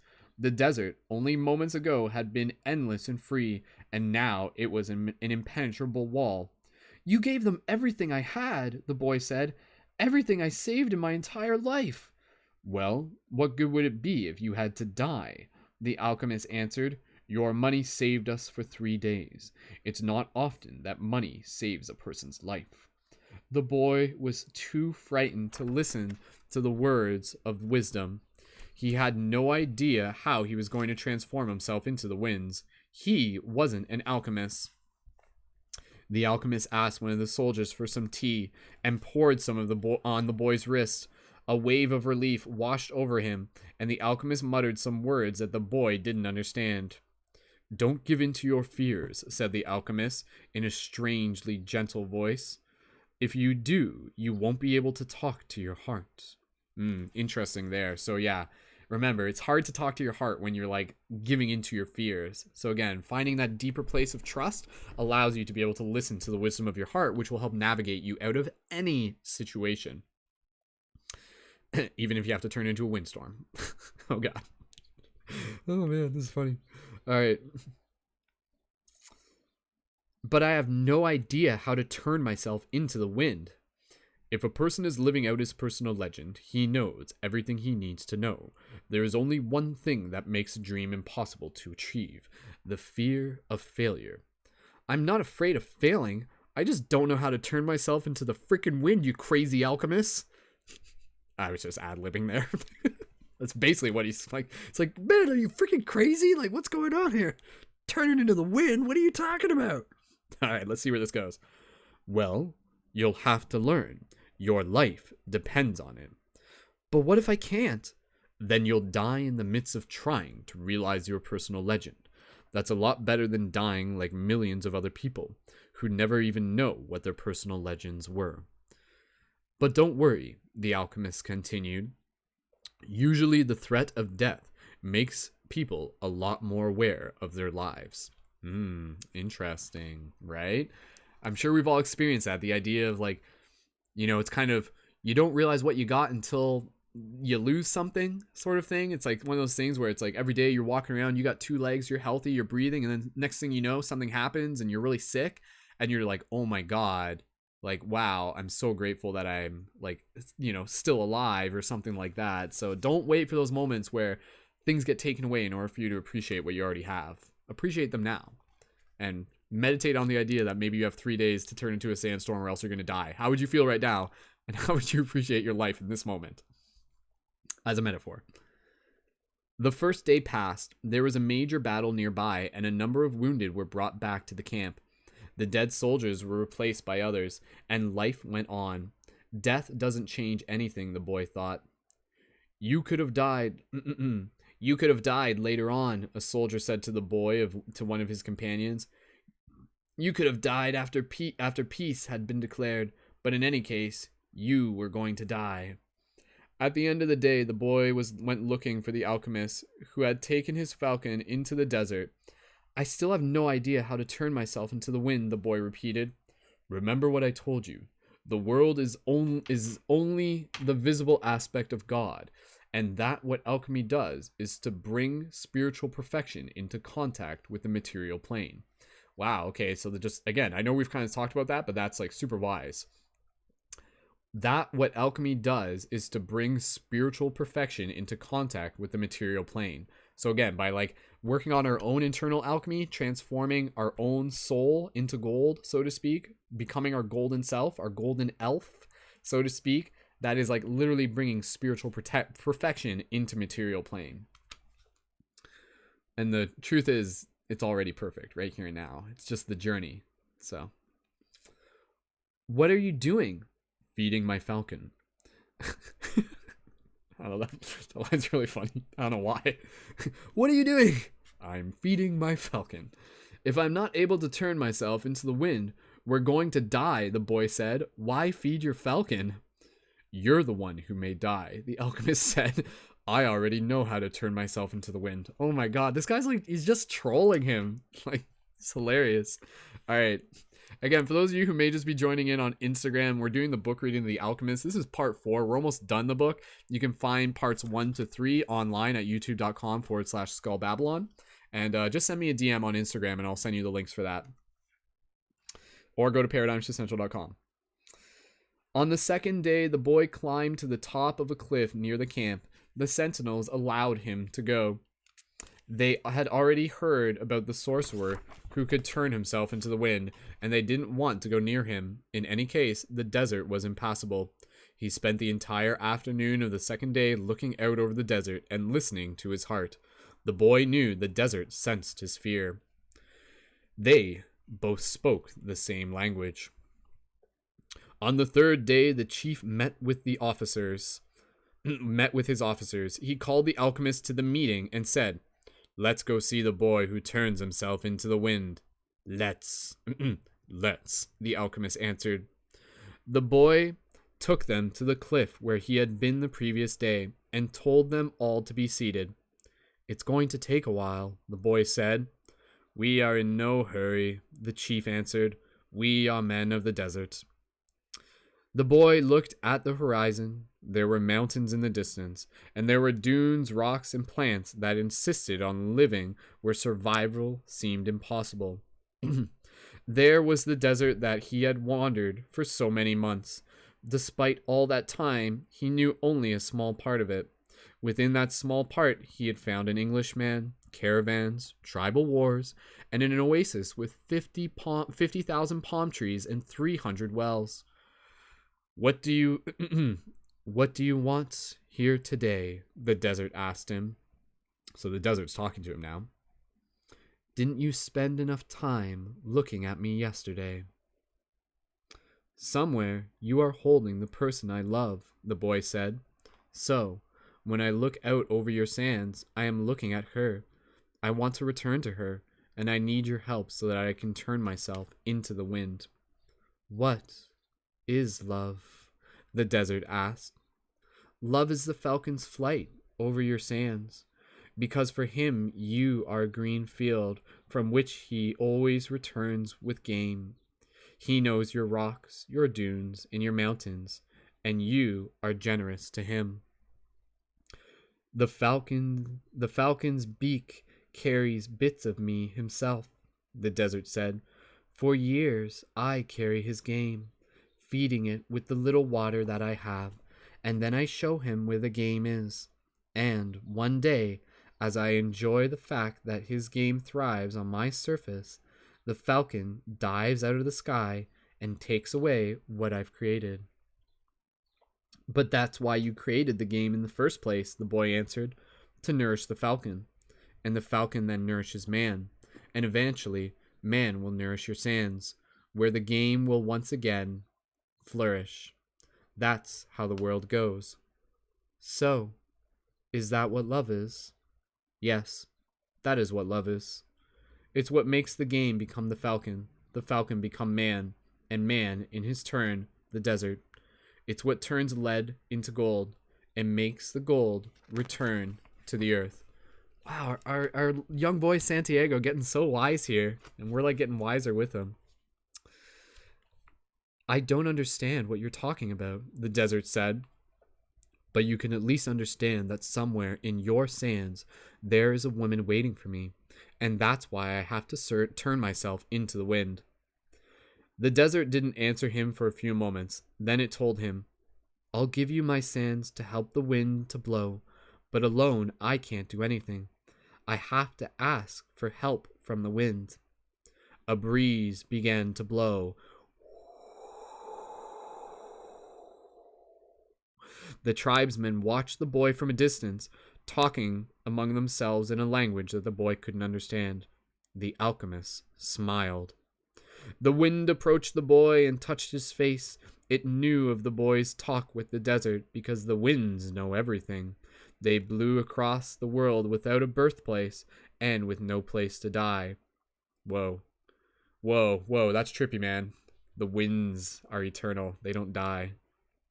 That's trippy. Help me, the boy said.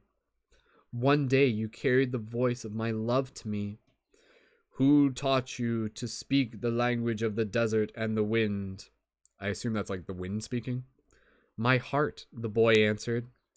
The wind has many names, and that place of the world, it was called the Sirocco, because it brought moisture from the oceans to the east. In the distant land the boy came from, they called it the Levanter, because they believed that it brought with it the sands of the desert and the screams of the Moorish wars. Perhaps in this place, beyond the pastures where sheep lived, men thought that the wind came from the Andalusia. But, actually, the wind came from no place at all, nor did it go to any place. That's why it was stronger than the desert. Some might one day plant trees in the desert and even raise sheep there, but never would they harness the wind. You can't be the wind said. We're two very different things. That's not true, the boy said. I learned the alchemist's secrets in my travels.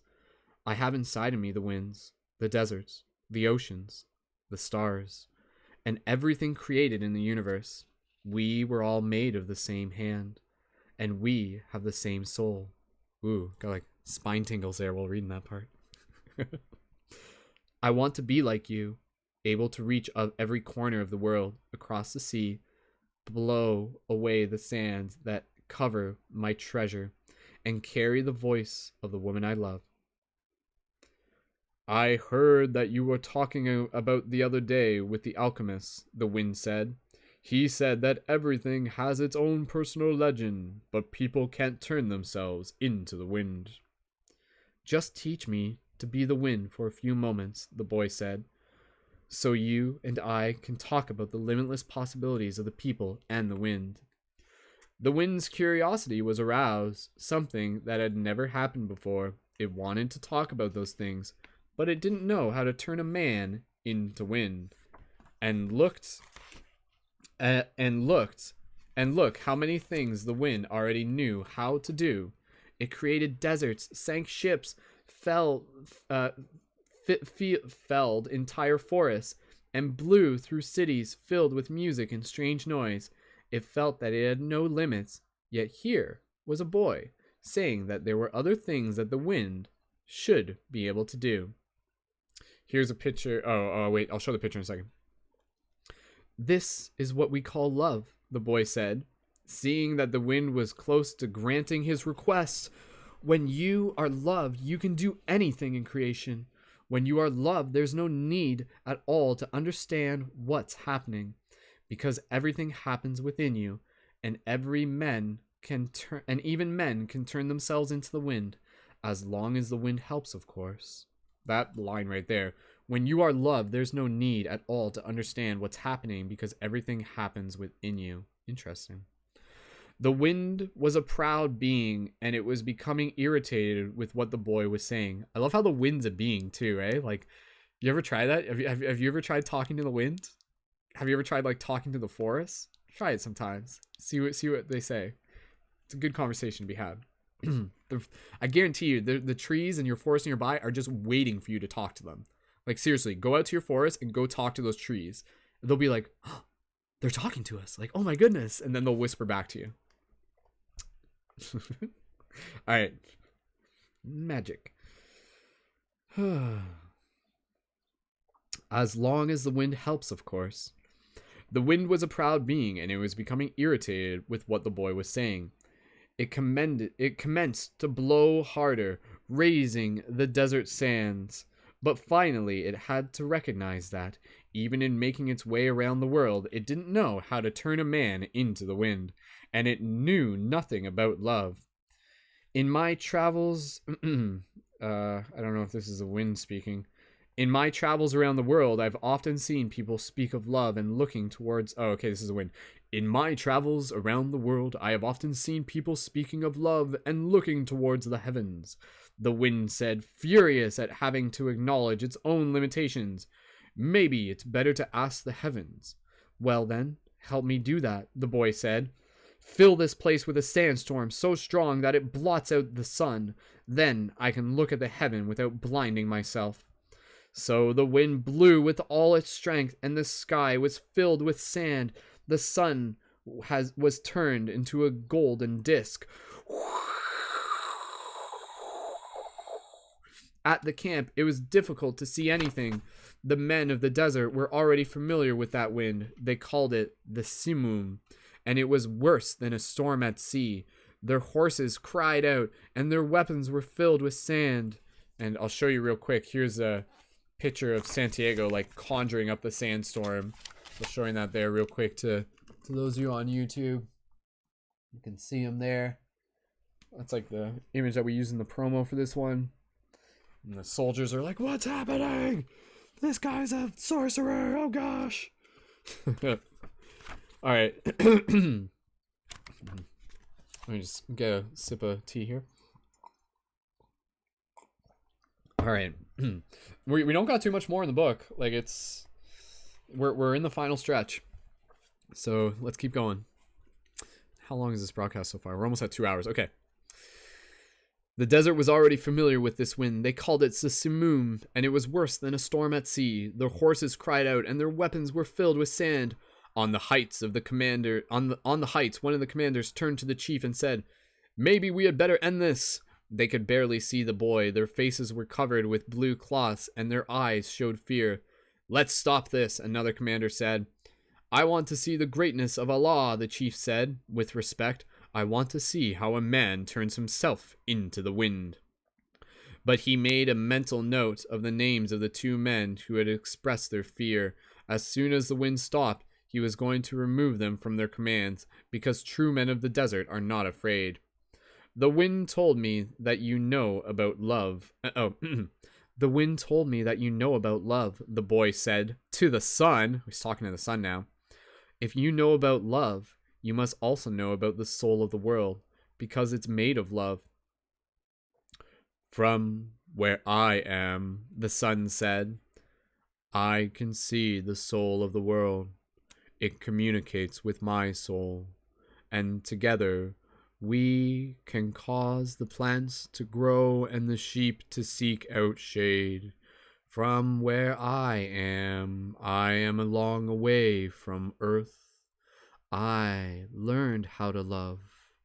I know that I came in a little bit, I came, that if I came even a little bit closer to the earth, everything there would die, and the soul of the world would no longer exist. So we contemplate each other, and we want each other, and I give it life and warmth, and it gives me reason for living. That was my voice of the sun right there. I was kind of going between male and female in case you couldn't tell. Because the sun's still got like some more parts here. I'm like, I don't know, is the sun male or female? Let's just make it androgynous. It's both. So you know about love, the boy said. And I know about the soul of the world, because we have talked at great lengths to each other during this endless trip through the universe.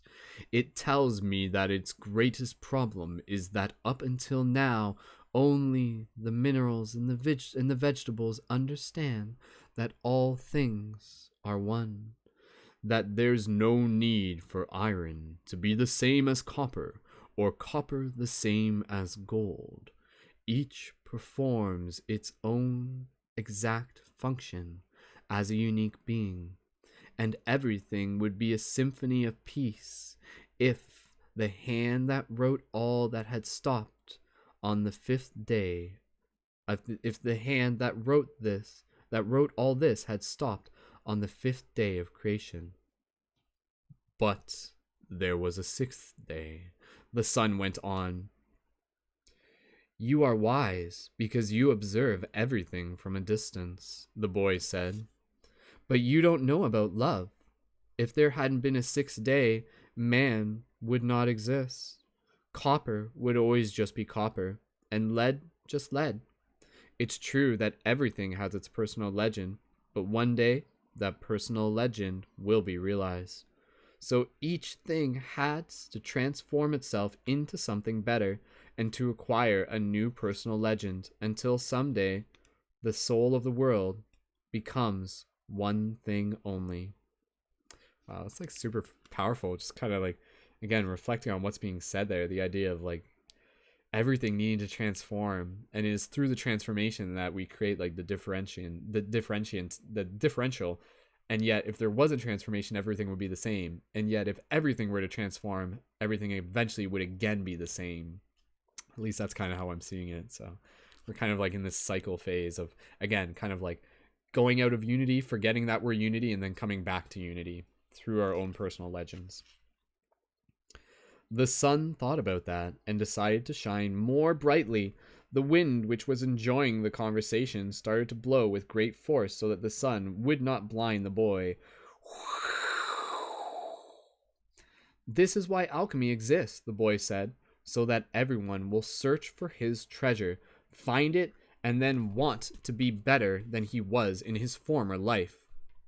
Lead will play its role until the world has no further need for lead, and then lead will have to turn itself into gold. That's what alchemists do. They show that when we strive to become better than we are, everything around us becomes better too. Okay, that part right there. When we strive to become better than we are, everything around us becomes better too. So again, you are changing the world. You are leading the shift simply by bettering yourself. You are helping others around you become better. Not just people, environment too, energy. Well, this is the sun speaking. Well, why did you say that I don't know about love? The sun asked. Because it's not love to be static like the desert, nor is it love to roam the world like the wind, and it's not love to see everything from a distance like you do. Love is the force that transforms and improves the soul of the world. When I first reached through to it, I thought the soul of the world was perfect. But later, I could see that it was like other aspects of creation. It had its own passions and wars. It is we who nourish the soul of the world, and the world we live in will be either better or worse, depending on whether we become better or worse. And that's where the power of love comes in, because when we love, we always strive to become better than we are. So that's like one of the best quotes in the book right there. And that's where the and that's where the power of love comes in, because when we love, we always strive to become better than we are. So again, let your love be the inspiration for you to become better. Let your love for yourself, the love for the world, the love for the bigger missions, the bigger stories, the love for another, let that be motivation to help you become better than we are, knowing that you're already perfect, but you're constantly in a process of transformation. Again, lead is not better than gold. It is merely each part of that process which has a purpose to the bigger personal legend. So who you were 5 years ago is not better or worse than who you are now, but it's just a different part on your personal legend. So always be in pursuit of refining and transforming yourself into more of who you are by following your personal legend. Again, if this is resonating with you guys, please feel free to leave comments, and I'll read your comments on screen as we go. And I know people are in the Instagram and on YouTube as well. So thanks for joining. This is like, again, the culmination. This is like the climax of the story right here, right? So get excited. So, what do you want me? What do you want of me? The son asked. I want you to help me turn myself into the wind, the boy answered. Nature knows me as the wisest being in creation, the son said, but I don't know how to turn you into the wind. Then whom should I ask? The son thought for a minute. I love how the sun is like a character, right? Like all these elements, like they have consciousness, they're characters, right? Maybe they are. The wind was listening closely and wanted to tell every corner of the world that the sun's wisdom had its limitations, that it was unable to deal with this boy who spoke the language of the world. Speak to the hand that wrote all, said the sun. The wind screamed with delight and blew harder than ever. The tents were being blown from their ties to the earth, and the animals were being freed from their tethers. On the cliff, the men clutched at each other as they sought to keep from being blown away. The boy turned to the hand that wrote all. As he did so, he sensed that the universe had fallen silent, and he decided not to speak. A current of love rushed from his heart, and the boy began to pray. It was a prayer that he had never said before, because it was a prayer without words or pleas. His prayer didn't give thanks for his sheep having found new pastures. It didn't ask that the boy be able to sell more crystals, and it didn't beseech that the woman he had met continue to await his return.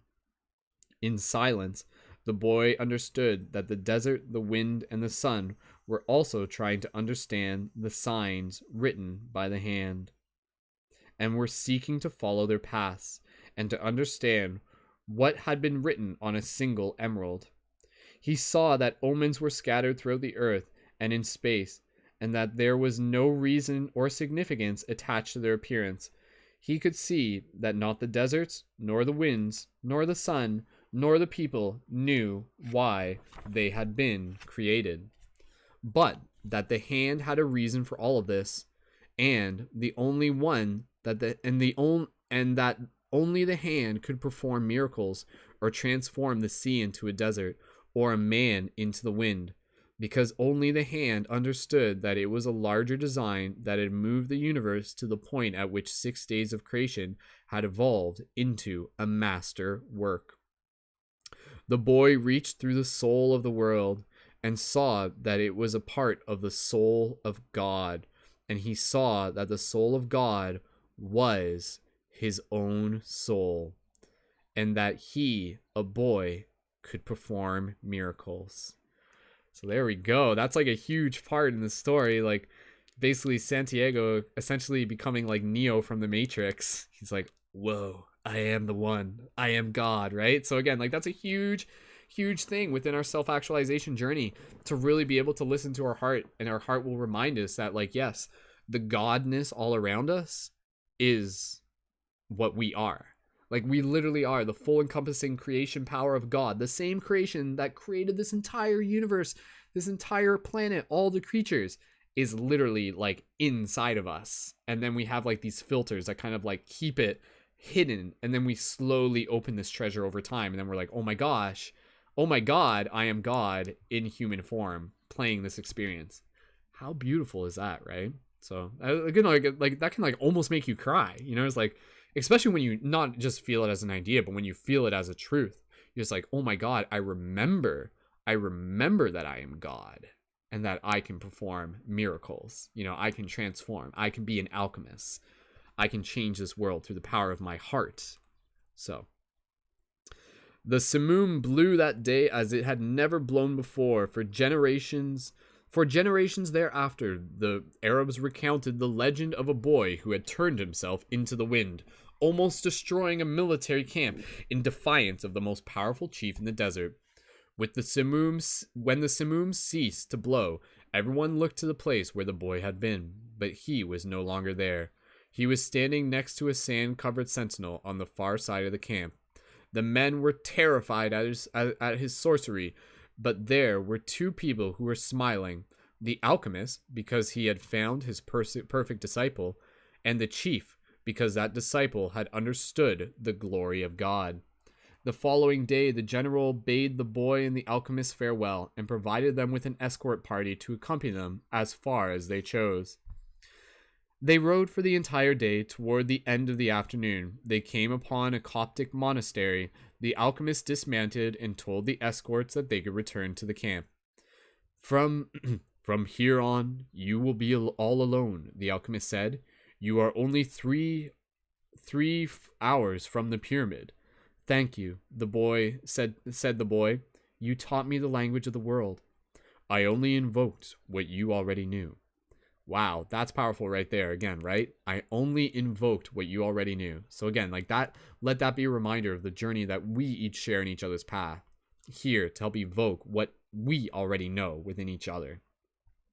So how can you be a mirror for others' growth? How can you be an alchemist to teach people about the alchemists within themselves? So glad we read this book. The alchemist knocked on the gate of the monastery. A monk dressed in black came to the gate. They spoke for a few minutes in the Coptic tongue, and the alchemist bade the boy enter.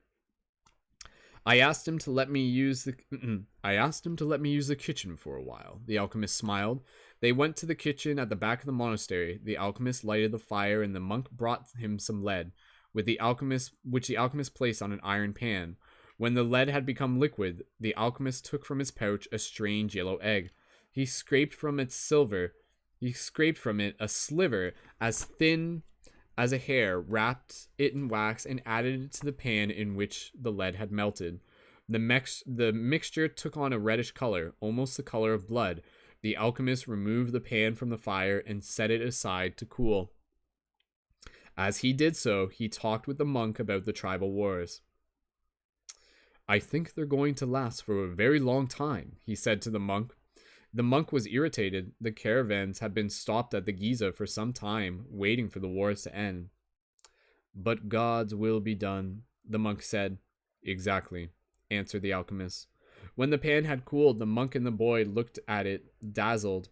The lead had dried into the shape of the pan, but it was no longer lead. It was gold. Will I learn to do that someday? The boy asked. This was my personal legend, not yours, the alchemist answered, but I wanted to show you that it was possible. They returned to the gates of the monastery. There, the alchemist separated the disc into 4 parts. This is for you, he said, holding one of the parts out to the monk. It's for your generosity to the pilgrims. But this payment goes well beyond my generosity, the monk responded. Don't say that again. Life might be listening and give you less next time. Here's a quick picture of them arriving at the monastery. It's just like them in front of a door. And again, thank you so much for everyone for being here. We're almost done. Like, this is like, we're literally like less than, yeah, like barely 10 pages. So yeah, we're almost done. You can feel the journey like coming to this, like yeah, just kind of like we're moving into the conclusion. He's almost at the pyramids. So all right, here we go. The alchemist turned to the boy. This is for you, to make up for what you gave to the general. The boy was about to say that it was much more than he had given the general, but he kept quiet, because he had heard what the alchemist said to the monk. And this is for me. Oh, sorry. And this is for me, said the alchemist, keeping one of the parts, because I have to return to the desert, where there are tribal wars. He took the fourth part and handed it to the monk. This is for the boy, if he ever needs it. But I'm going to search for my treasure, the boy said. I'm very close to it now. And I'm certain you'll find it, the alchemist said. Then why this? Because you have already lost your savings twice. Once to the thief and once to the general. I'm an old superstitious Arab, and I believe in our proverbs. There's one that says everything that happens once can never happen again, but everything that happens twice will surely happen a third time. They mounted their horses. I like that proverb. Very interesting. Again, there's like wisdom there, right? So if something happens once, it will never happen again. But if something happens twice, it's bound to happen 3 times. Just keep your eyes open for that. I want to tell you a story about dreams, said the alchemist. The boy brought his horse closer. In ancient Rome, at the time of Emperor Tiberius, there lived a good man who had 2 sons. One was in the military and had been sent to the most distant regions of the empire.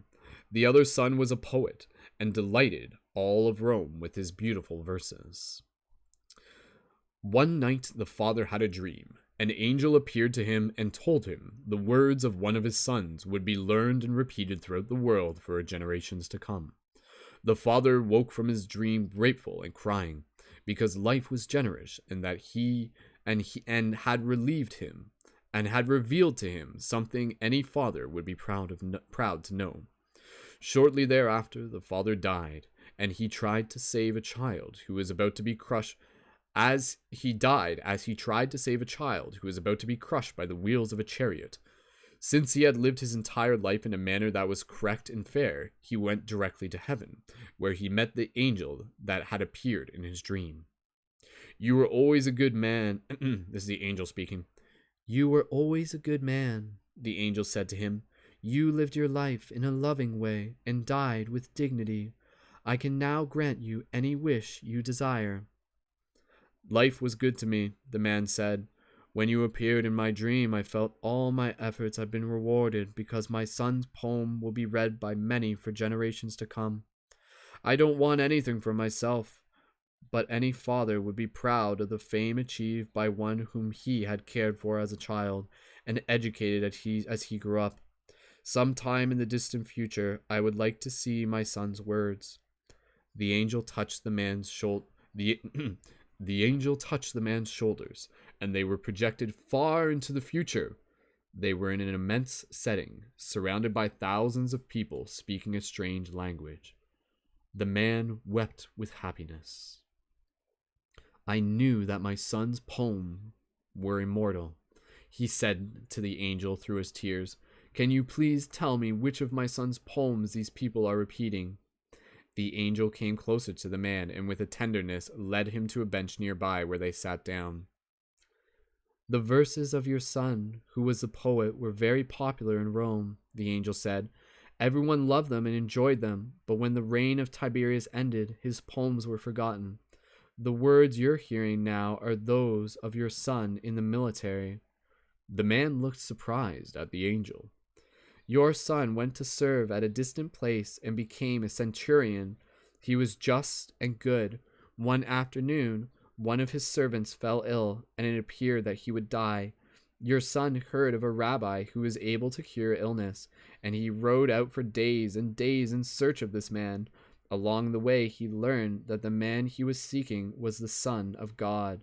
He met others who had been cured by him, and they instructed your son in the man's teachings. And so, despite the fact that he was a Roman centurion, he converted to their faith. Shortly thereafter, he reached the place where the man he was looking for was visiting. So I just have to take a quick moment here to restart the Instagram broadcast because we're almost at 1 hour again, meaning that this broadcast is going to be 2 hours long. So for those of you on Instagram, tune back in a second. I'm just going to restart it. But again, please jump over to YouTube otherwise, and you can just watch the whole thing there. So quickly restarting the Instagram. I don't want to lose track, but here we go. Restarting the Instagram real quick. Thank you everybody again for just allowing, take a quick breath here. Just breathe. I'll read some of the comments there in a second.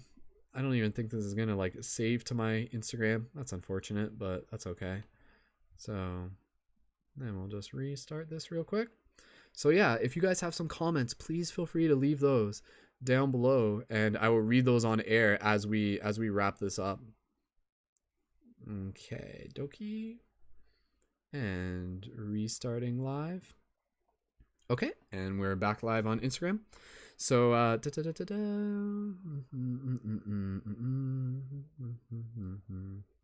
awesome.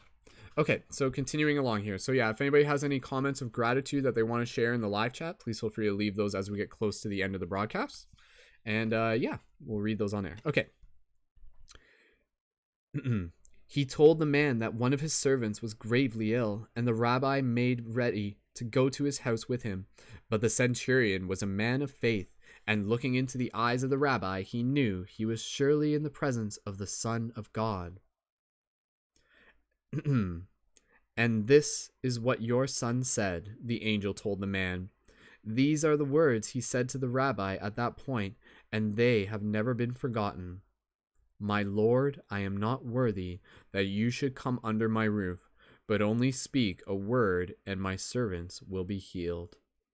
The alchemist said, no matter what he does, every person on earth plays a central role in the history of the world, and normally he doesn't know it. The boy smiled. He had never imagined that questions about life would be of such importance to a shepherd. Goodbye, the alchemist said. Goodbye, said the boy. Aw, single tear. Thank you, alchemist. Okay, so the boy's like arriving at the pyramids now.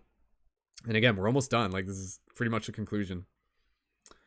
The boy rode along through the desert for several hours, listening avidly to what his heart had to say.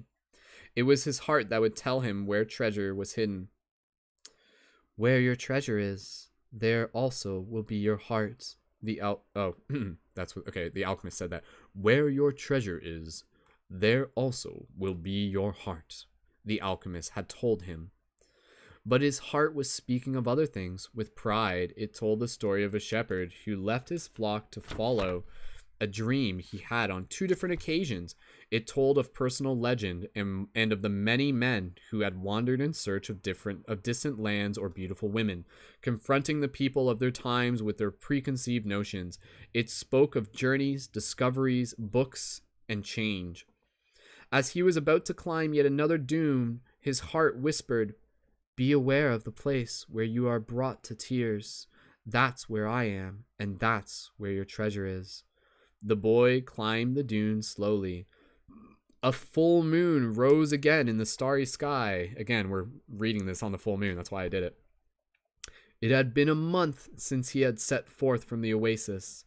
The moonlight cast shadow through the dunes, creating the appearance of a rolling sea. It reminded the boy of the day when that horse had reared in the desert and he had come to know the alchemist. And the moon fell on the desert's silence and on a man's journey in search of treasure. When he reached the top of the dune, his heart leapt. There, illuminated by the light of the moon and the brightness of the desert, stood the solemn and majestic pyramids of Egypt. The boy fell to his knees and wept. He thanked God for making him believe in his personal legend and for leading him to meet a king, a merchant, an Englishman, and an alchemist, and above all, for having met a woman of the desert who had told him that love would never keep a man from his personal legend. If he wanted to, he could now return to the oasis, go back to Fatima, and live his life a simple shepherd. After all, the alchemist continued to live in the desert, even though he understood the language of the world and knew how to transform lead into gold. He didn't need to demonstrate his science and art to anyone.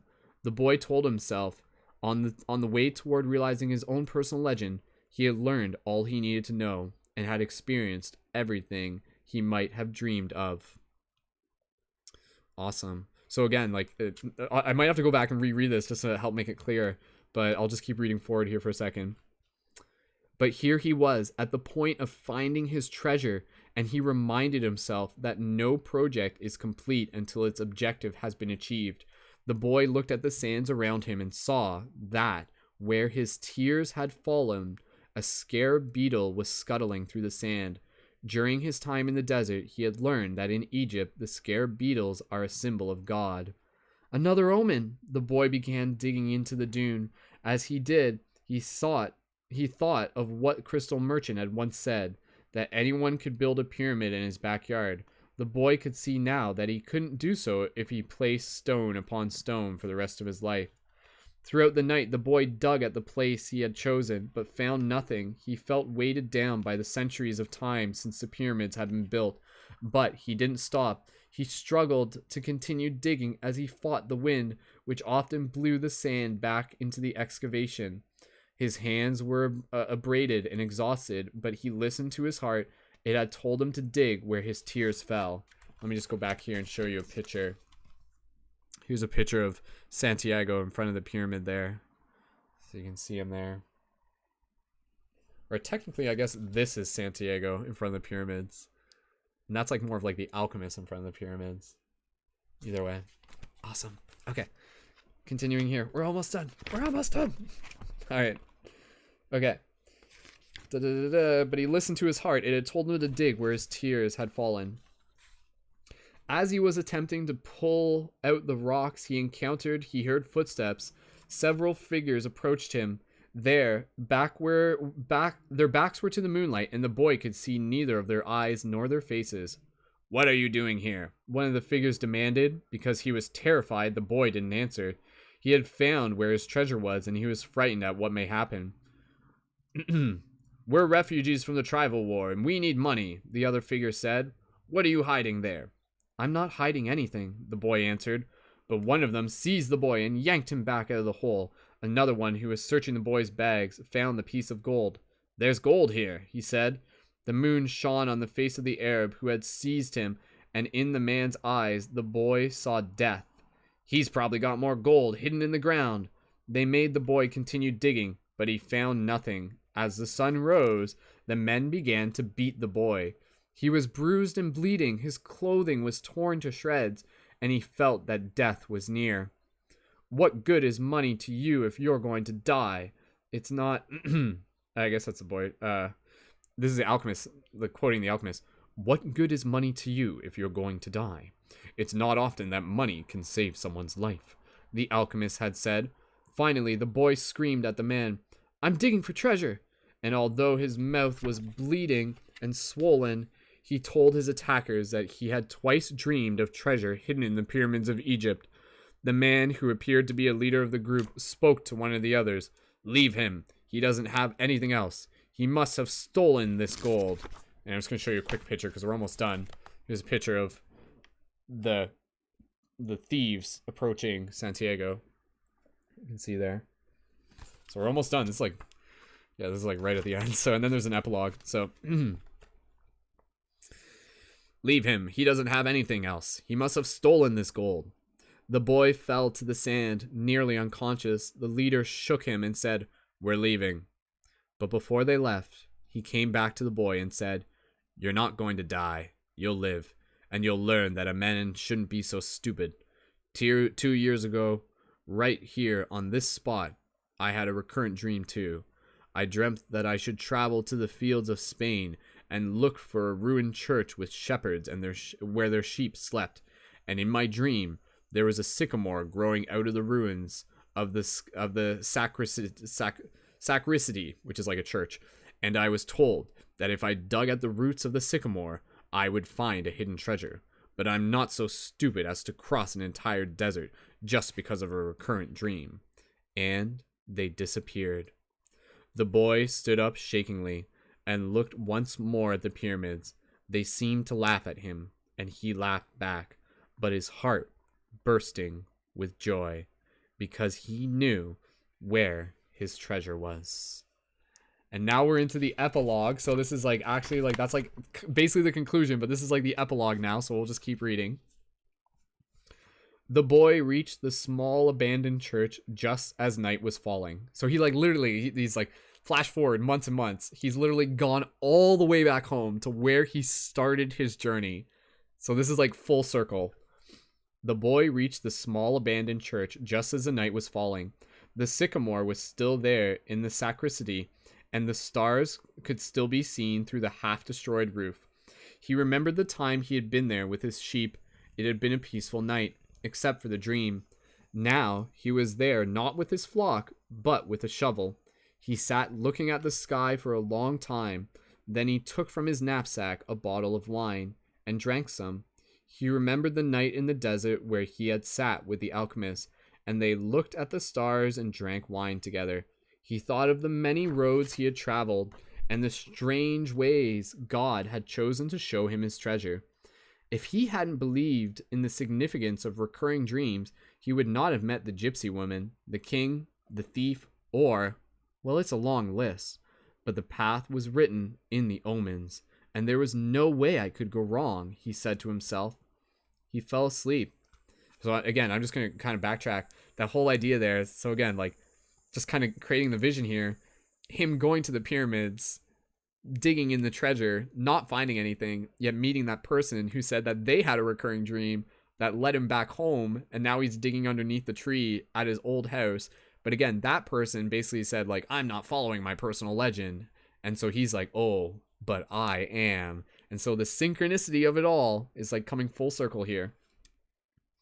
He fell asleep, and when he awoke, the sun was already high. He began to dig at the base of the sycamore. You old sorcerer, the boy shouted up at the sky. You knew the whole story. You even left a bit of gold at the monastery so I could get back to this church. The monk laughed when he saw me come back in tatters. Couldn't you have saved me from that? No, he heard a voice on the wind say. If I had told you, you wouldn't have seen the pyramids. They're beautiful, aren't they? The boy smiled and continued digging. Half an hour later, his shovel hit something solid. An hour later, he had before him a chest of Spanish gold coins. There were also precious stones, gold mass adorned with red and white feathers, and a stone statue embedded with jewels. The spoils of a conquest that a country had long ago forgotten, and that some conquistador had failed to tell his children about. The boy took out Urim and Thummim from his bag, the black and white stone. He had used the stones only once, one morning when he was at a marketplace. His life and his path had always provided him with enough omens. He placed Urim and Thummim in the chest. They were also a part of his new treasure, because they were a reminder of the old king, whom he would never see again. It's true. Life is generous to those who pursue their personal legend, the boy thought. Then he remembered that if he had to go to Tarifa, he could give 1/10 of his treasure to the gypsy woman, as he had promised. Those gypsies are really smart, he thought. Maybe it was because they moved around so much. The wind began to blow again.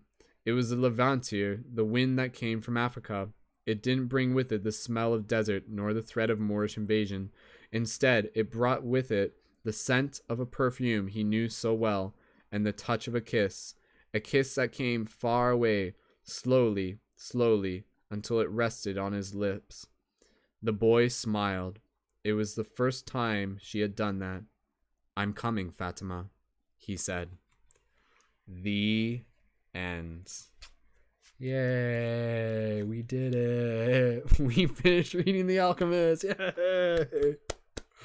Awesome. So there you go. In the conclusion, now that he's like got his treasure, young Santiago, our little hero, our young shepherd boy, is making his way back across the deserts to go and find his love and to return to her with the treasure he has found, not only under the tree, but within himself.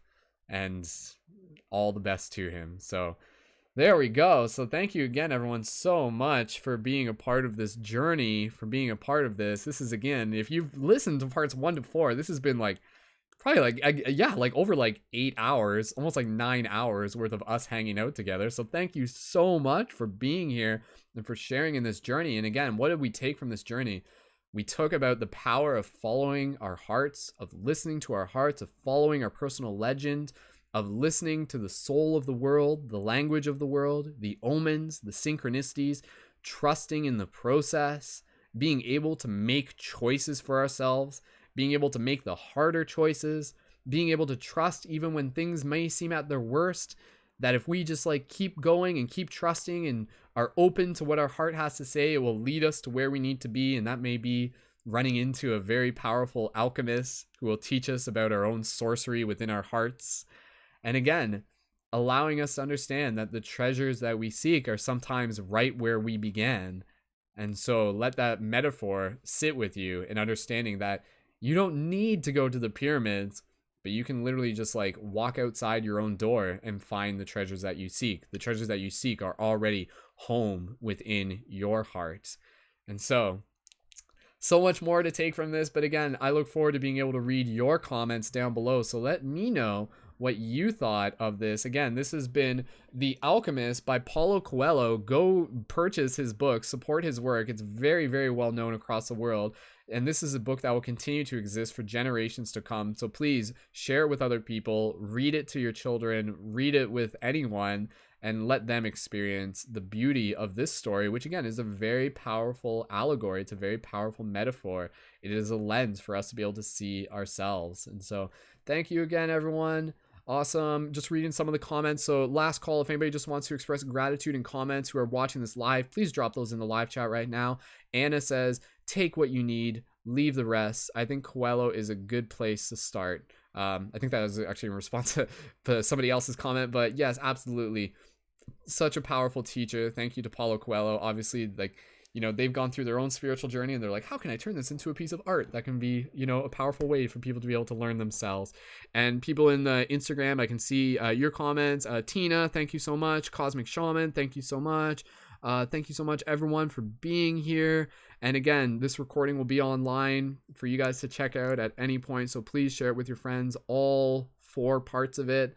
And yeah, it's been an honor. It's been a real journey. It's literally been a journey of us going on this together. We are Young Santiago, and I'm so excited that we've made it all the way to the end together. So if you haven't yet, be sure to check out more at ParadigmShiftCentral.com. Again, thank you to people who are supporting on Patreon. You're what helped make this broadcast possible. So if you really, really, really enjoyed this broadcast, then please be sure to support on Patreon, because I want to do more book readings and I want to get your feedback. What would be another book that you would want me to read in the future and for us to do some commentary on? So again, patreon.com/Brendan Culleton. You can tune in for that, and you can sign up for that with a monthly micro donation. Get your items for the quest, get your discount for the quest item shops, including light guardian crystals and things like that. So again, like, your treasures await you at thequestitemshop.com, and shift buttons to be able to help evoke synchronicity. Seriously, I'm not just trying to sell you swag. I'm trying to give you tools to be able to help assist you on your quest of changing the world and manifesting our own personal legend. So thank you again, everyone, for being a part of this. If you have any questions, you know where to reach me, Mystic Spider-Man on Instagram, or you can go to my Facebook. And yeah, be sure to subscribe on YouTube. Go check out and tune in for more future broadcasts. Have a beautiful moment. Happy full moon at the time of this recording, and at any time that you get to watch this. And let this story really be something that we experience. We didn't just read it, but we experienced it. So very, very cool. So awesome. Thank you again. Thank you so much. Again, woo, go team. Yeah. Awesome. All right. We'll see you guys again in the future. Be sure to connect to our live chat at ParadigmShiftCentral.com, QuestItemShop.com to get your light guardian crystals, shift buttons, all that good stuff. Patreon.com to add your support and get connected with exclusive benefits. And thank you again. We'll be making plenty more broadcasts still to come. What are we reading next? That will be up for the community to decide. I got a few ideas, but I want to hear from you. What would you like me to read next? Be sure to leave your comments down below. And yeah, stay tuned. So with that said, another round of applause. We did it. Good job, everyone. And yeah, I think that's a good place to be able to wrap it up. So thank you again so much. And with that said, as always, keep it shifty, and we will see you in the future. This is Brendan, aka Skull Babylon, Mystic Spider-Man, on behalf of ParadigmShiftCentral.com. I love you. Peace and wholeness, and all the best on your own personal journeys. Woo! Go team!